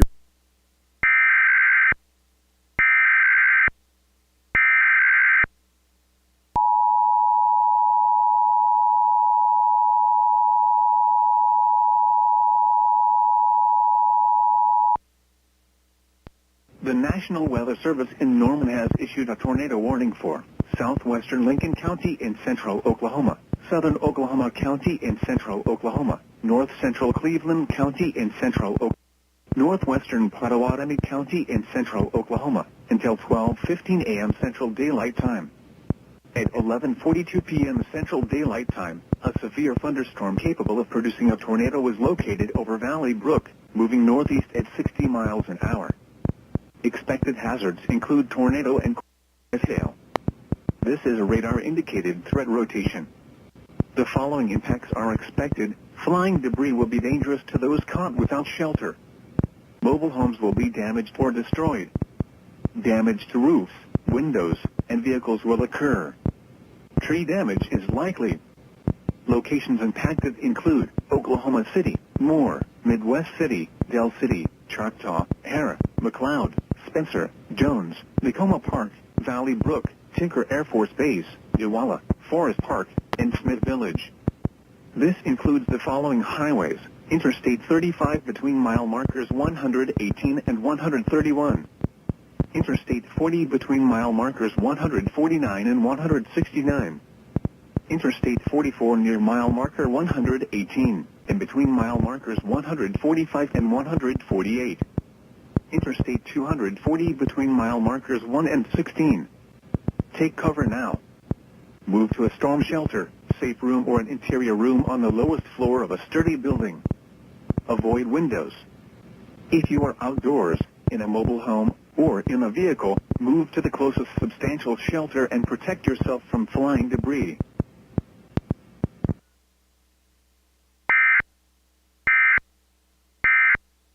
Boy, Carthage. Yeah, let me get. Carthage took a hit. Ooh, Yeah. yeesh. That's a 70 at least. Let me run that back. Oh gosh.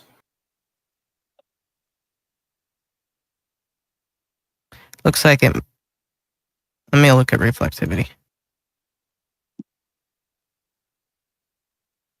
What do you think? If it was on the ground, do you think it hit it directly or kind of skimmed the side? No, I'm talking just the wind. The wind, yeah. Yeah, I don't. This is see, very wind based. That is wind dominant at this point. You don't even get the hail and the tornado threat unless you get these notches.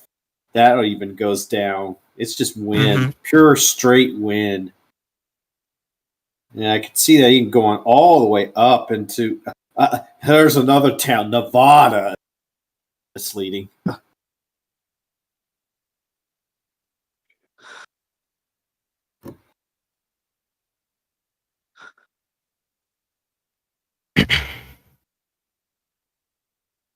Let me get a dual action going on here again. No problem. We can, if you want to, we can extend this a little bit farther, but I'm not sure if that's going to be entirely necessary. Yeah, I think we should probably just wait until this dies, which is probably gonna be, well, I think 22 I see minutes. a new So rotation signature on to the which one? northwest. Just to the northwest. I think it's from that radar indicated tornado warning. Oh, Nashville? Are you kidding me? I do see that though. Yeah. How do they name? What's with all these places being named? Oh, there's a new one here. A A new radar indicated for the same storm. Yeah, fair enough. I don't know why they named these places the way they do. Let me get a. I'm gonna make this one velocity because, unpopular opinion, or probably popular opinion, velocity is better on the right side. I don't know why. I just feel like it. I feel like that's what we've done. Although I would toggle back and forth sometimes. Yeah. Yeah. Make sure your eyes aren't tricking you. Let me get a little bit less frames here.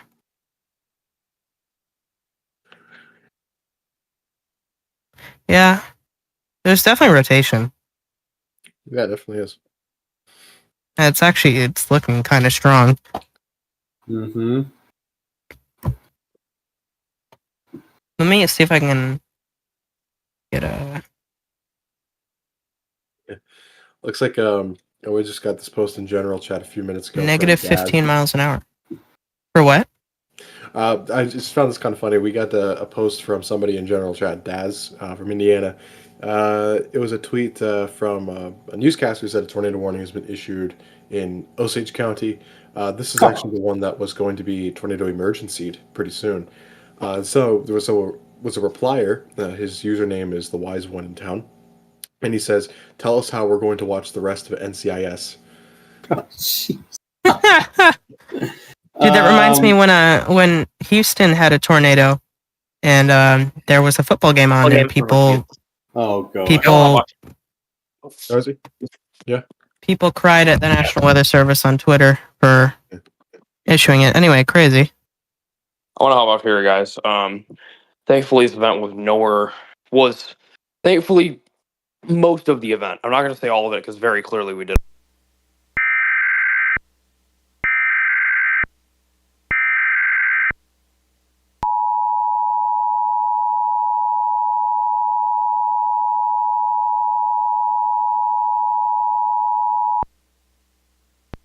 The National Weather Service in Springfield has issued a tornado warning for northwestern Lawrence County, western Dade County, until 12:15 a.m. Central Daylight Time. At 11:40 a.m. Central Daylight Time, a tornado-producing storm was located near Jasper, or 7 miles north of Carthage, moving northeast at 75 miles per hour. Expected hazards included a damaging tornado. Tornadic debris has been confirmed by radar. The following impacts are expected.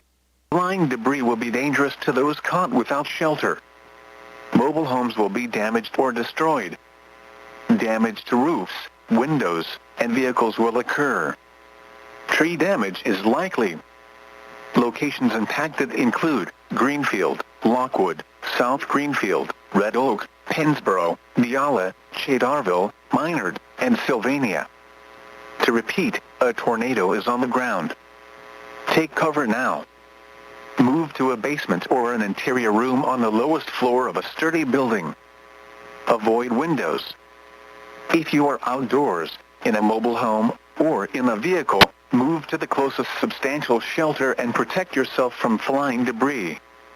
Tornadoes are extremely difficult to see and confirm at night. Do not wait to see or hear the tornado. Take cover now.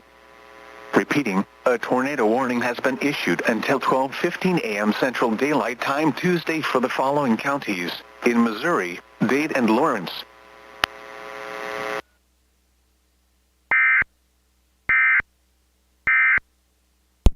Oh yeah. Another thought I had. Weather Track posted a video of people in Hennessy whenever there was a tornado there. We're just literally standing out on the street, which is what you don't do in a tornado warning. So I'm glad at least people from a small town know what to do, because it seemed like a lot of them probably went inside. I didn't see anybody running around. So that's good. That's good. Maybe it was the Hennessy. Who knows? Yeah. So, and it does seem like there's some significant flooding going on after all this moved through here. Yeah. You know, could you imagine if we had this level of system move through like California or something like that, like LA area? I know it couldn't, but imagine it did. Okay, but imagine it did, and the amount of flooding that would happen just because of the soil. Arizona would be a disaster zone. Yeah, it would, because of the rain. Yeah, it would be akin to the Fort Lauderdale flash flood emergency we had. Mm-hmm. Well, we've had a few flash flood emergencies down here during the 2021 monsoon. Yeah. High risk in the Southwest 2037. Lock it in. Look, if we get, it's so simple. We just need an extremely strong cutoff low pressure system right off of the Pacific to slowly move northeastward.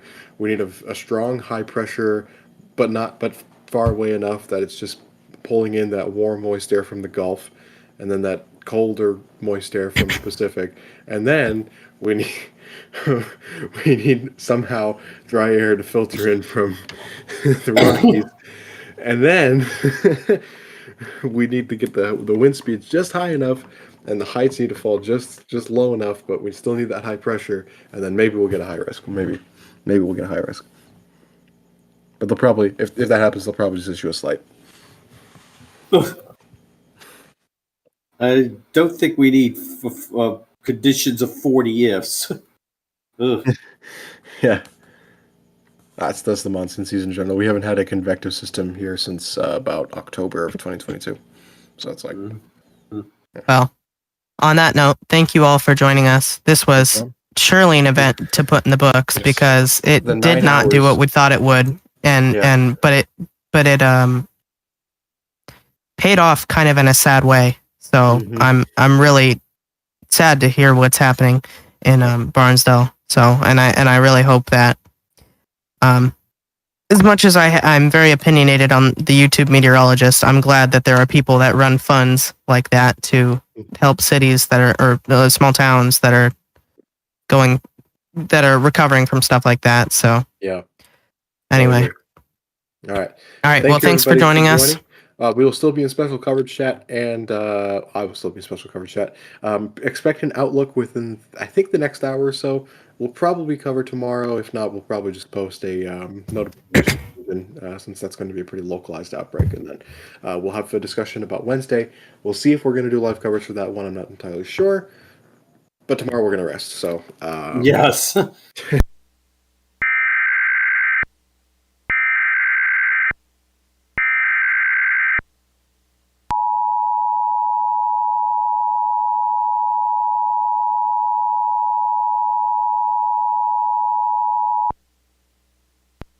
The National Weather Service in Norman has issued a severe thunderstorm warning for northwestern Seminole County and east central Oklahoma, southern Lincoln County and central Oklahoma, southeastern Oklahoma and central Oklahoma, northeastern Cleveland County and central Oklahoma, Pottawatomie County and central Oklahoma, until 12:45 a.m. Central Daylight Time. At 11:54 p.m. Central Daylight Time, severe thunderstorms were located along a line extending from near Oklahoma City to 3 miles east of Raper Lake to near Norman, moving east at 50 miles an hour. Expected hazards include 70 miles an hour wind gusts and quarter-size hail. This is a radar-indicated threat. The following impacts are expected. Hail damage to vehicles is expected. Expect considerable tree damage. Wind damage is also likely to mobile homes, roofs, and outbuildings.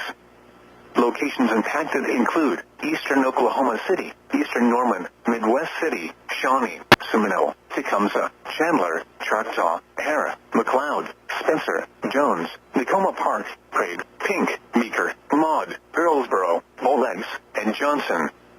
Remain alert for a possible tornado. Tornadoes can develop quickly from severe thunderstorms.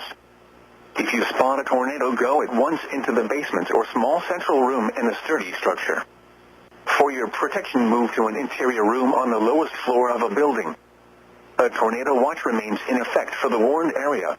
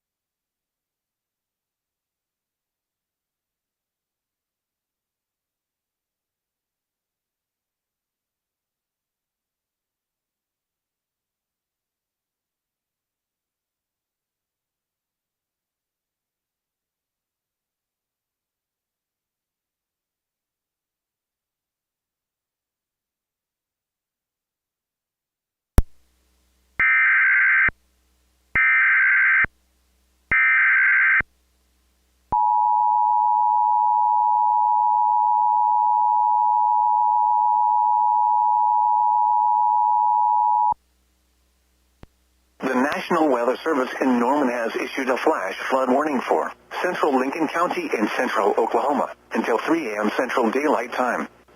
At 11:56 p.m. Central Daylight Time, the radar and automated rain gauges indicated thunderstorms producing heavy rain across the warned area. Up to 2 inches of rain have fallen. Additional rainfall amounts up to 1 inch are possible in the warned area. Flash flooding is ongoing or expected to begin shortly. Expected hazards include flooding caused by thunderstorms. Source: radar and automated gauges. The following impacts are expected: flash flooding of small creeks and streams, urban areas, highways, streets and underpasses, as well as other poor drainage and low-lying areas. Some locations that will experience flash flooding include Chandler, Stroud, Davenport, Wellston, Warwick, and Fellis. Turn around. Don't drown when encountering flooded roads. Most flood deaths occur in vehicles. Be especially cautious at night when it is harder to recognize the dangers of flooding.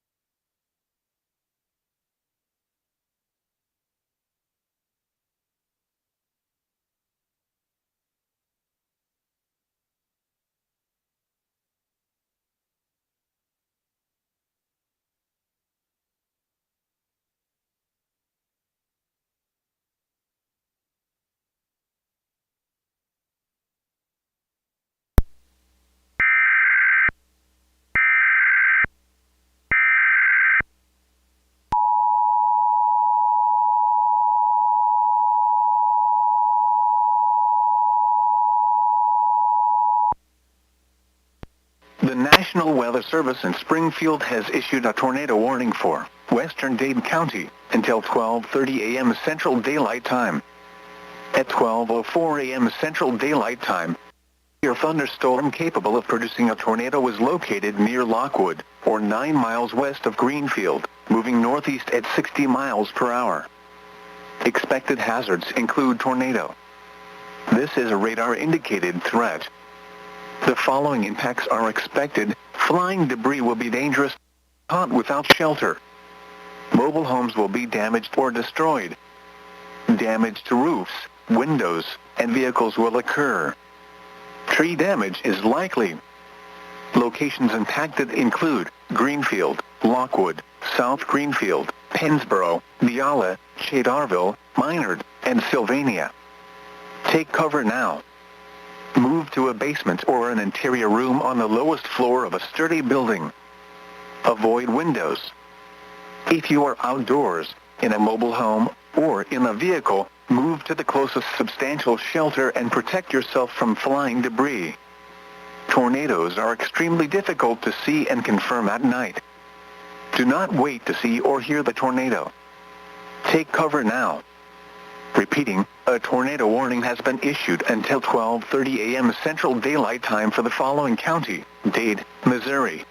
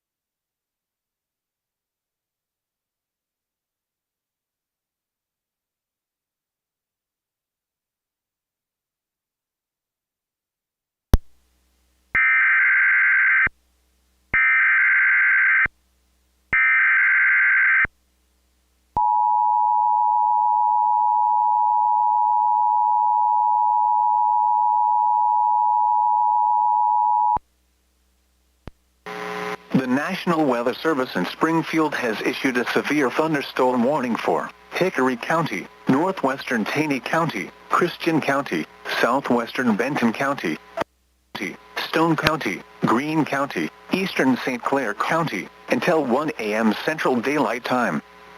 At 12:07 a.m. Central Daylight Time, severe thunderstorms were located along a line extending from near Shell City to near Lockwood to near Wheaton, moving northeast at 60 miles per hour.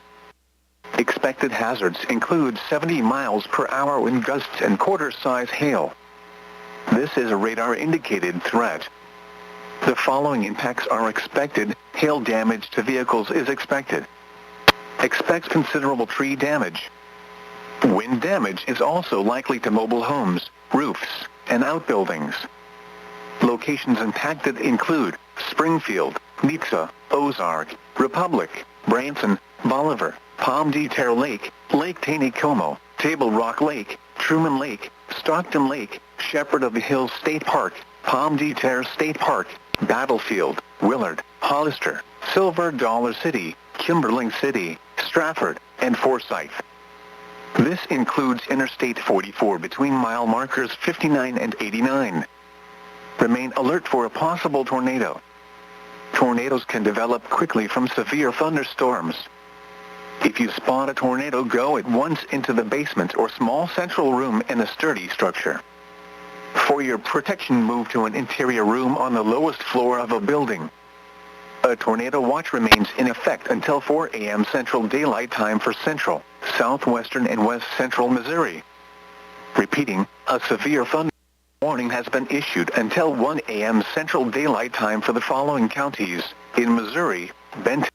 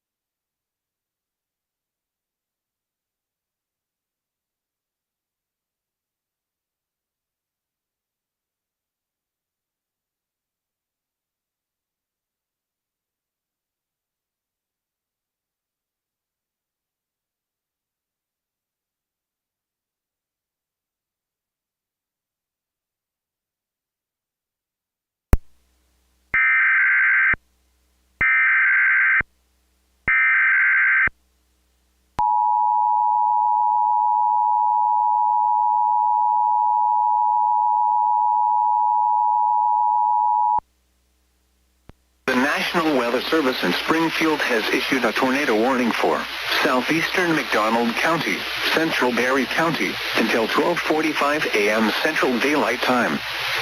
At 12 a.m. Central Daylight Time, a severe thunderstorm capable of producing a tornado was located 7 miles west of Washburn, or 13 miles west of Cassville, moving northeast at 50 miles per hour. Expected hazards include tornado. This is a radar-indicated threat. The attacks are expected. Flying debris will be dangerous to those caught without shelter. Mobile homes will be damaged or destroyed.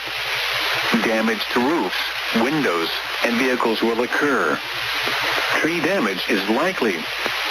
Locations impacted include Roaring River State Park, Cassville, Shell Nub, Purdy, Exeter, Wheaton, Butterfield, Washburn, Wayne, McDowell, Pleasant Ridge, Powell, Rocky Comfort, Ridgely, and Jenkins.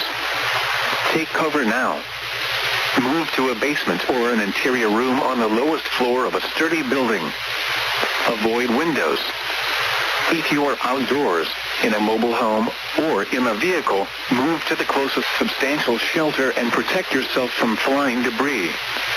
Repeating, has been issued until 12:45 a.m. Central Daylight Time for the following counties: in Missouri, Berry and McDonald.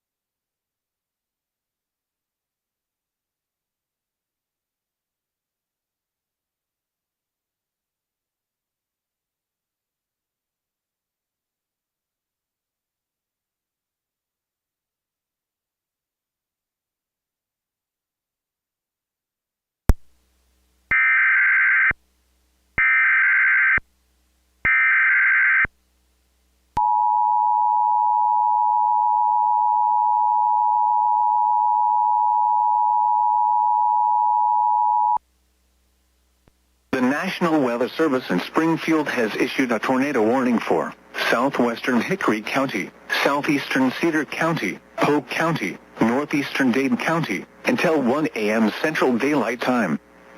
At 12:23 a.m. Central Daylight Time, a tornado-producing storm was located 7 miles southwest of Fair, or 13 miles southwest of Bolivar, moving northeast at 65 miles per hour. Expected hazards included a damaging tornado.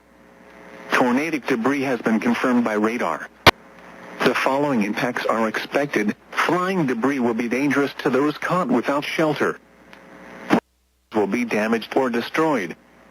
Damage to roofs, windows, and vehicles will occur.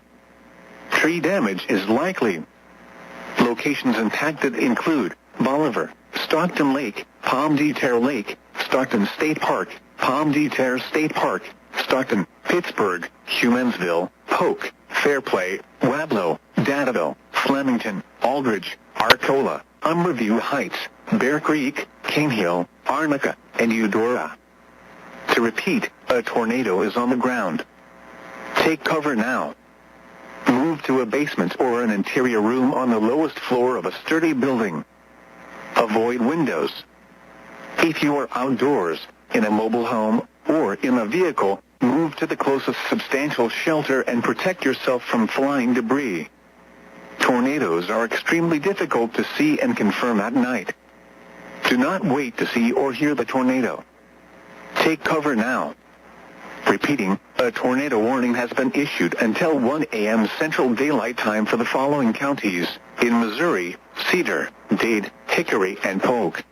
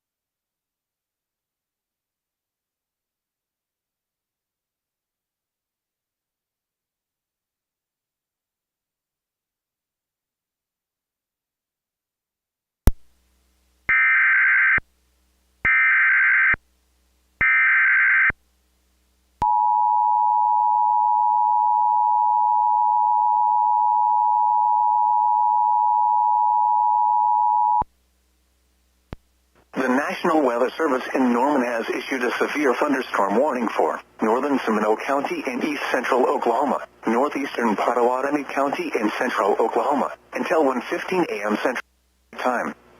At 12:34 a.m. Central Daylight Time, severe thunderstorms were located along a line extending from 3 miles southwest of Boley to 5 miles west of Cromwell to 3 miles west of Seminole, moving east at 45 miles an hour. Expected hazards include 70 miles an hour wind gusts and quarter hail. This is a radar-indicated threat. The following impacts are expected. Hail damage to vehicles is expected. Expects considerable tree damage. Wind damage is also likely to mobile homes, roofs, and outbuildings. Locations impacted include Shawnee, Seminole, Tecumseh, Earlsboro, Cromwell, Brooksville, Little, Centerview, and Harjo. For your protection, move to an interior room on the lowest floor of a building. A tornado watch remains in effect for the warned area.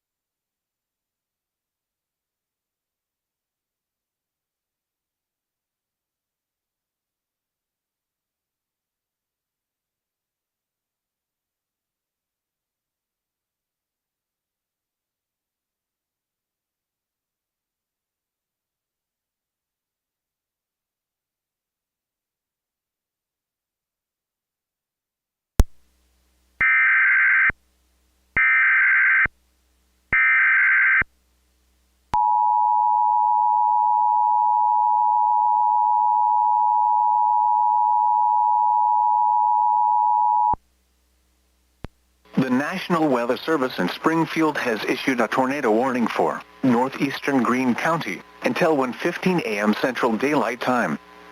At 12:38 a.m. Central Daylight Time, tornado-producing storm was located near Willard, or 12 miles northwest of Springfield, moving northeast at 50 miles per hour.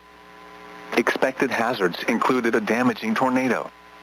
Tornadic debris has been confirmed by radar. The following impacts are expected. Flying debris will be dangerous to those caught without shelter. Mobile homes will be damaged or destroyed. Damage to roofs, windows, and vehicles will occur. Tree damage is likely. Locations impacted include Willard, Fair Grove, Sackville, Cave Springs, and Ebenezer. To repeat, a tornado is on the ground. Take cover now. Move to a basement or an interior room on the lowest floor of a sturdy building. Avoid windows. If you are outdoors, in a mobile home, or in a vehicle, move to the closest substantial shelter and protect yourself from flying debris. Repeating, a tornado warning has been issued until 1:15 a.m. Central Daylight Time for the following county: Greene, Missouri,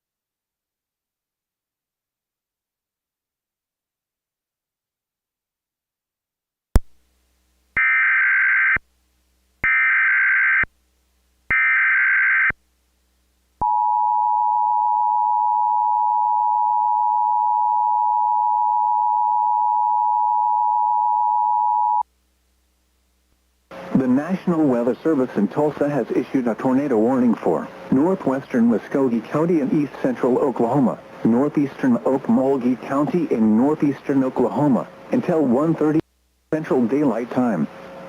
At 12:44 a.m. Central Daylight Time, a severe thunderstorm capable of producing a tornado was located 5 miles southeast of Bald Hill, moving east at 40 miles per hour.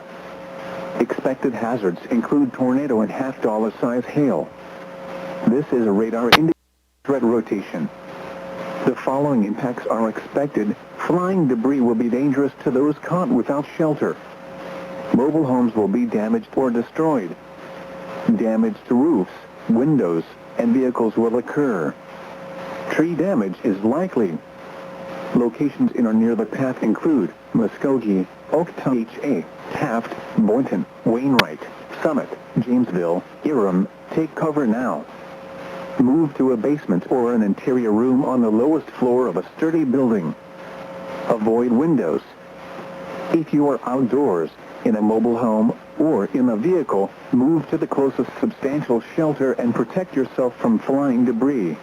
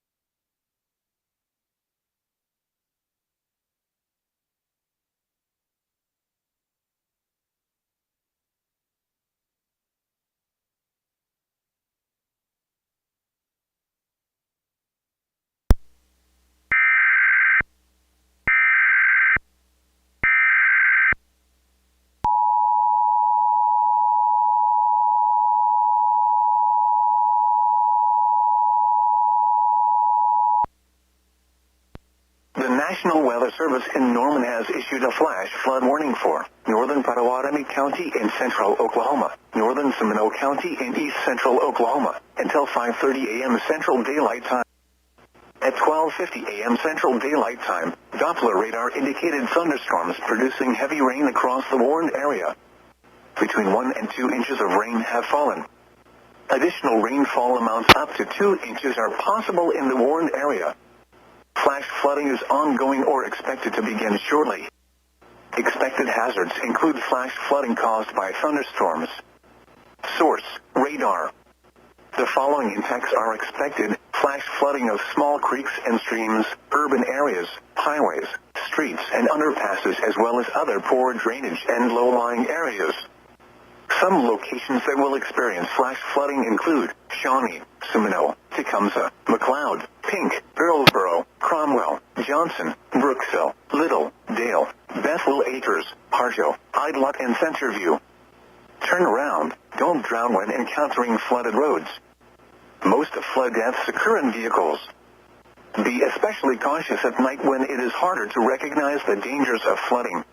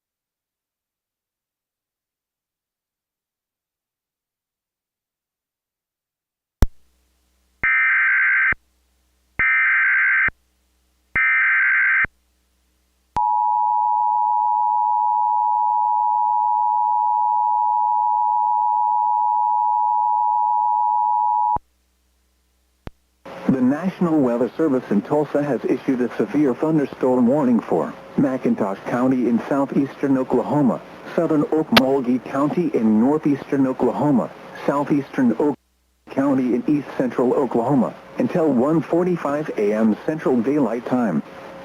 At 1:01 a.m. Central Daylight Time, severe thunderstorms were located along a line extending from 4 miles south of Okfuskee to near Clearview to 3 miles northeast of Atuka, moving east at 50 miles per hour. Expected hazards include 60 miles per hour wind gusts and penny-size hail. This is a radar-indicated threat. The following impacts are expected. Expect damage to roofs, siding, and trees. Locations in or near the path include Eufaula, Henrietta, Shakota, Walitka, Dewar, Schulter, Grayson, Council Hill, Henna, Rentiusville, Hoffman, Clearview, Stidham, Rayford, Vivian, Lake Eufaula State Park, Faro, Hitchita, Bryant, Vernon. This includes Interstate 40 in Oklahoma between mile markers 223 and 267. For your protection, move to an interior room on the lowest floor of a building.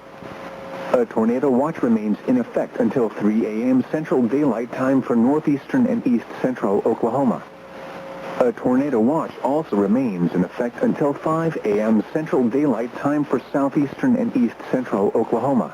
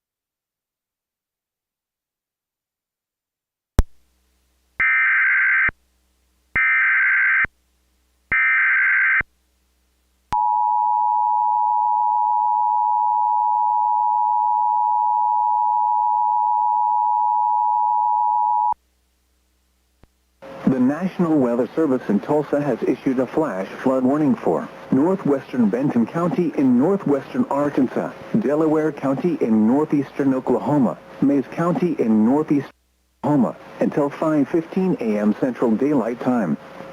At 1:09 a.m. Central Daylight Time, Doppler radar indicated thunderstorms producing heavy rain across the warned area. Between 1 and 3 inches of rain have fallen. Flash flooding is ongoing or expected to begin shortly. Expected hazards include flash flooding caused by thunderstorms. Source: radar.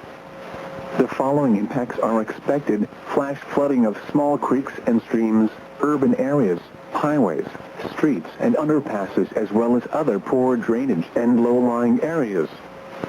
Some locations that will experience flash flooding include Pryor Creek, Grove, Gravette, Shoto, Locust Grove, Salina, Langley, Adair, Spavinaw, Disney, Pensacola, Hoot Owl, Cloeta, Spavinaw State Park, Cherokee State Park, Rose, Leech, Honey Creek State Park.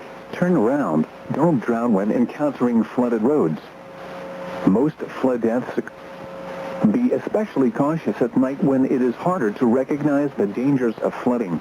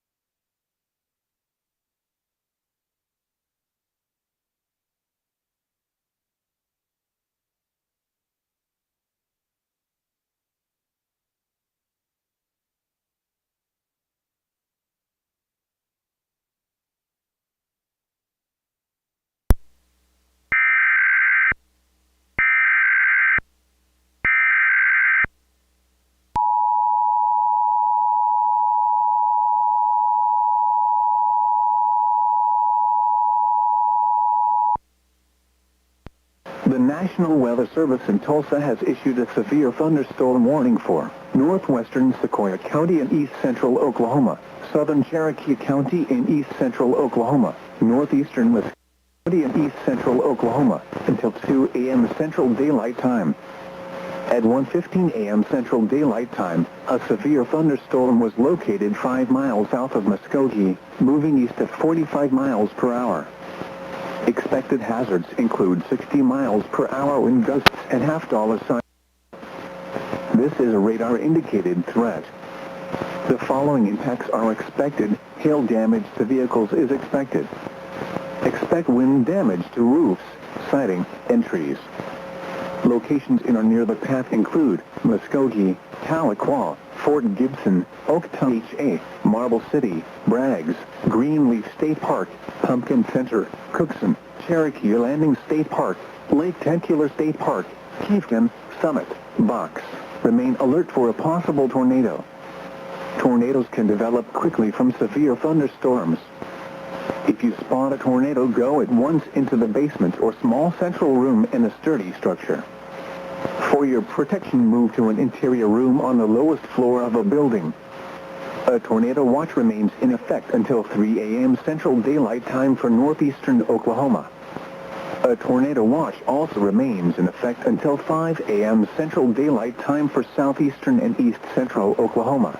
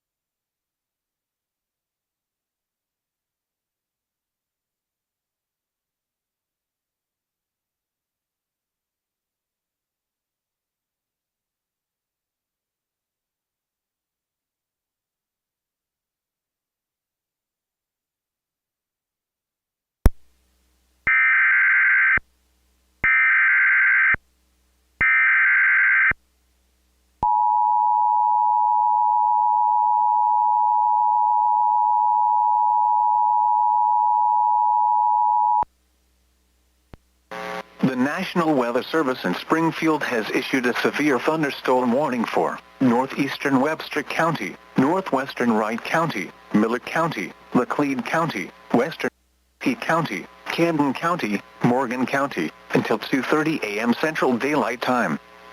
At 1:23 a.m. Central Daylight Time, severe thunderstorms were located along a line extending from 6 miles west of Tipton to 7 miles north of Conway to near Fordland, moving northeast at 50 miles. Expected hazards include 60 miles per hour wind gusts. This is a radar-indicated threat. The following impacts are expected. Expect damage to roofs, siding, and trees. Locations impacted include southwestern Fort Leonard Wood, Lebanon, Lake of the Ozarks, Lake of the Ozarks State Park, Hahatonka State Park, Bennett Springs State Park, Marshfield, Waynesville, Hildon, Osage Beach, Camdenton, Versailles, Village of Four Seasons, Richland, Lake Ozark, Morgan, Crocker, Laurie, Conway, and Iberia. This includes Interstate 44 between mile markers 99 and 109, and between mile markers 112 and 156. Remain alert for a possible tornado. Tornadoes can develop quickly from severe thunderstorms. If you spot a tornado, go at once into the basement or small central room in a sturdy structure. For your protection, move to an interior room on the lowest floor of a building. A tornado watch remains in effect until 4 a.m. Central Daylight Time for central and southwestern Missouri. A tornado watch also remains in effect until 8 a.m. Central Daylight Time for South Central Missouri. Repeating, a severe thunderstorm warning has been issued until 2:30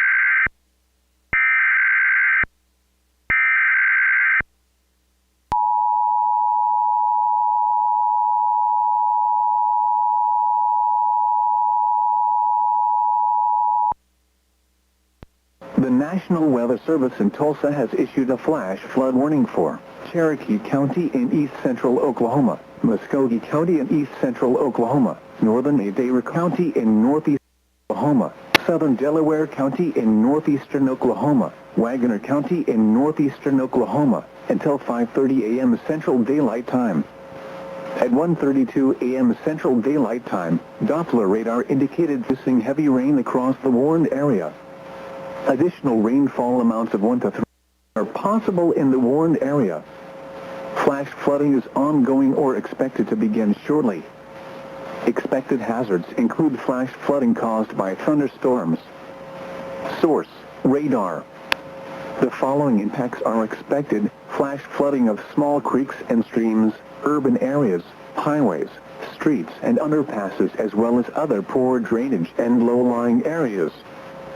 Some locations that will experience flash flooding include Muskogee, Tahlequah, Wagoner, Coweta, Fort Gibson, Haskell, Westville, West Siloam Springs, Colcord, Kansas, Oakey, Hulbert, Porter, Oaktown, H.A., Watts, Oaks, Braggs, Taft, Boynton, Council Hill. Turn around. Don't drown when encountering flooded roads.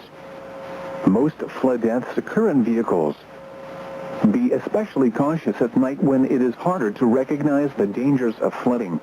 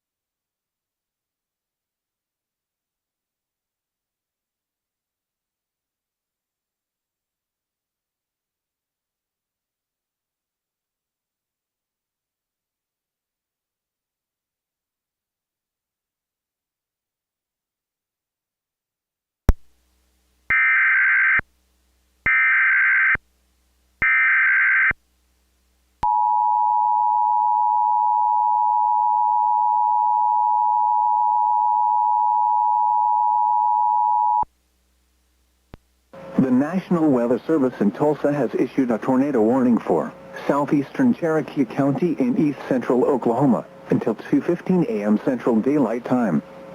At 1:40 a.m. Daylight Time, a severe thunderstorm capable of producing a tornado was located 3 miles east of Pumpkin Center, moving east at 45 miles per hour. Expected hazards include tornado. This is a radar-indicated threat rotation. The following impacts are expected. Flying debris will be to those caught without shelter. Mobile homes will be damaged or destroyed. Damage to roofs, windows, and vehicles will occur. Tree damage is likely. Locations in or near the path include Cookson, Cherokee Landing State Park, Pumpkin Center. Take cover now. Move to a basement or an interior room on the lowest floor of a sturdy building. Avoid windows. If you are outdoors, in a mobile home, or in a vehicle, move to the closest substantial shelter and protect yourself from flying debris.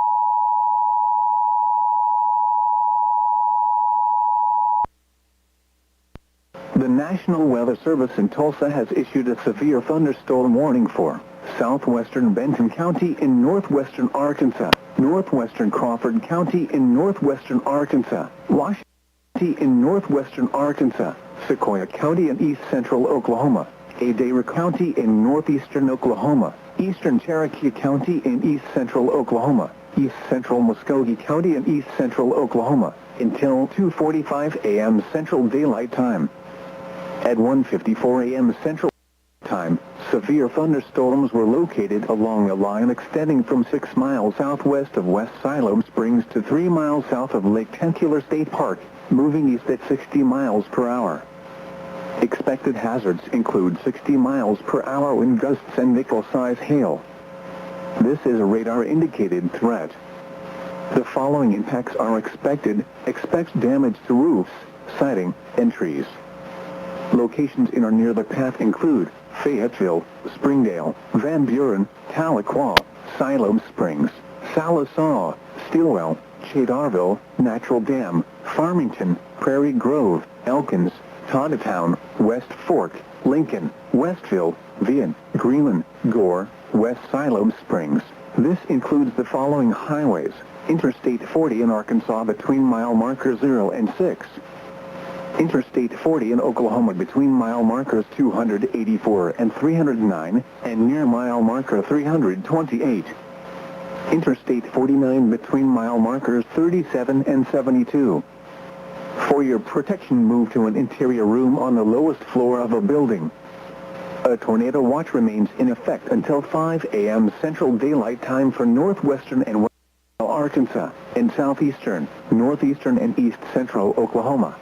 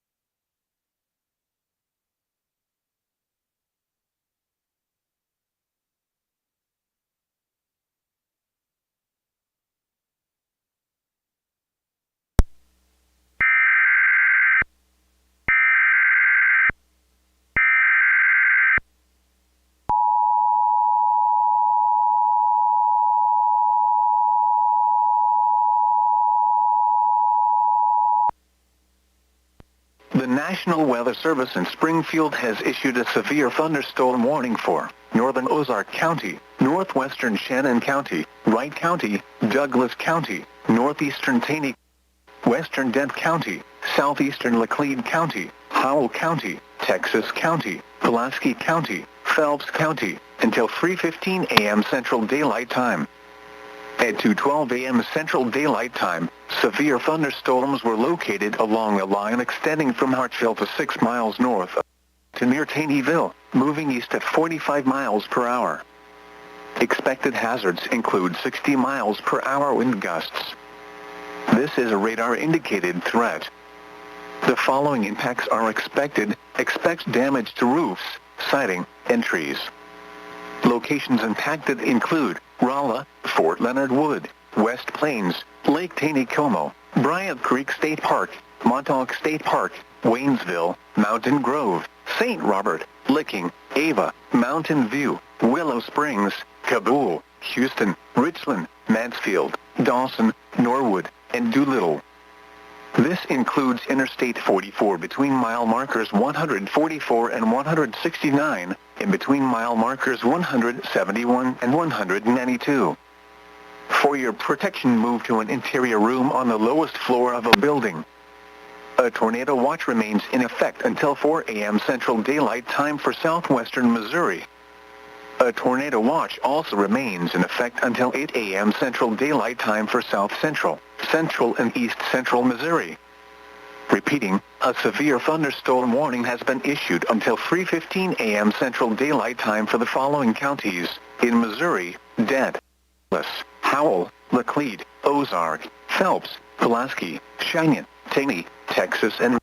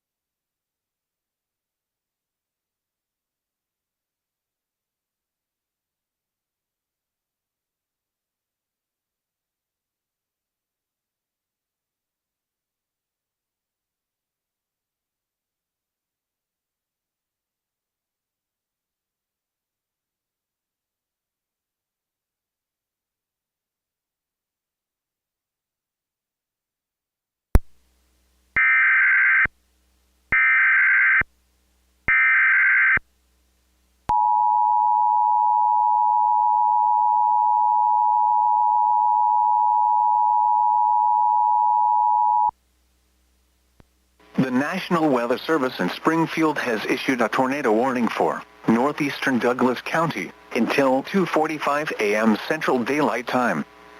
At 2:18 a.m. Central Daylight, a severe thunderstorm capable of producing a tornado was located over Ava, moving east at 45 miles per hour. Expected hazards include tornado. This is a radar-indicated threat. The following impacts are expected. Flying debris will be dangerous to those caught without shelter. Mobile homes will be damaged or destroyed. Damage to roofs, windows, and vehicles will occur. Tree damage is likely. Locations impacted include Ava, Drury, Vrumsand, and Brushy Knob. Take cover now. Move to a basement or an interior room on the lowest floor of a sturdy building. Avoid windows. If you are outdoors, in a mobile home, or in a vehicle, move to the closest substantial shelter and protect yourself from flying debris. Repeating, a tornado warning has been issued until 2:45 a.m. Central Daylight Time for the following county: Douglas, Missouri.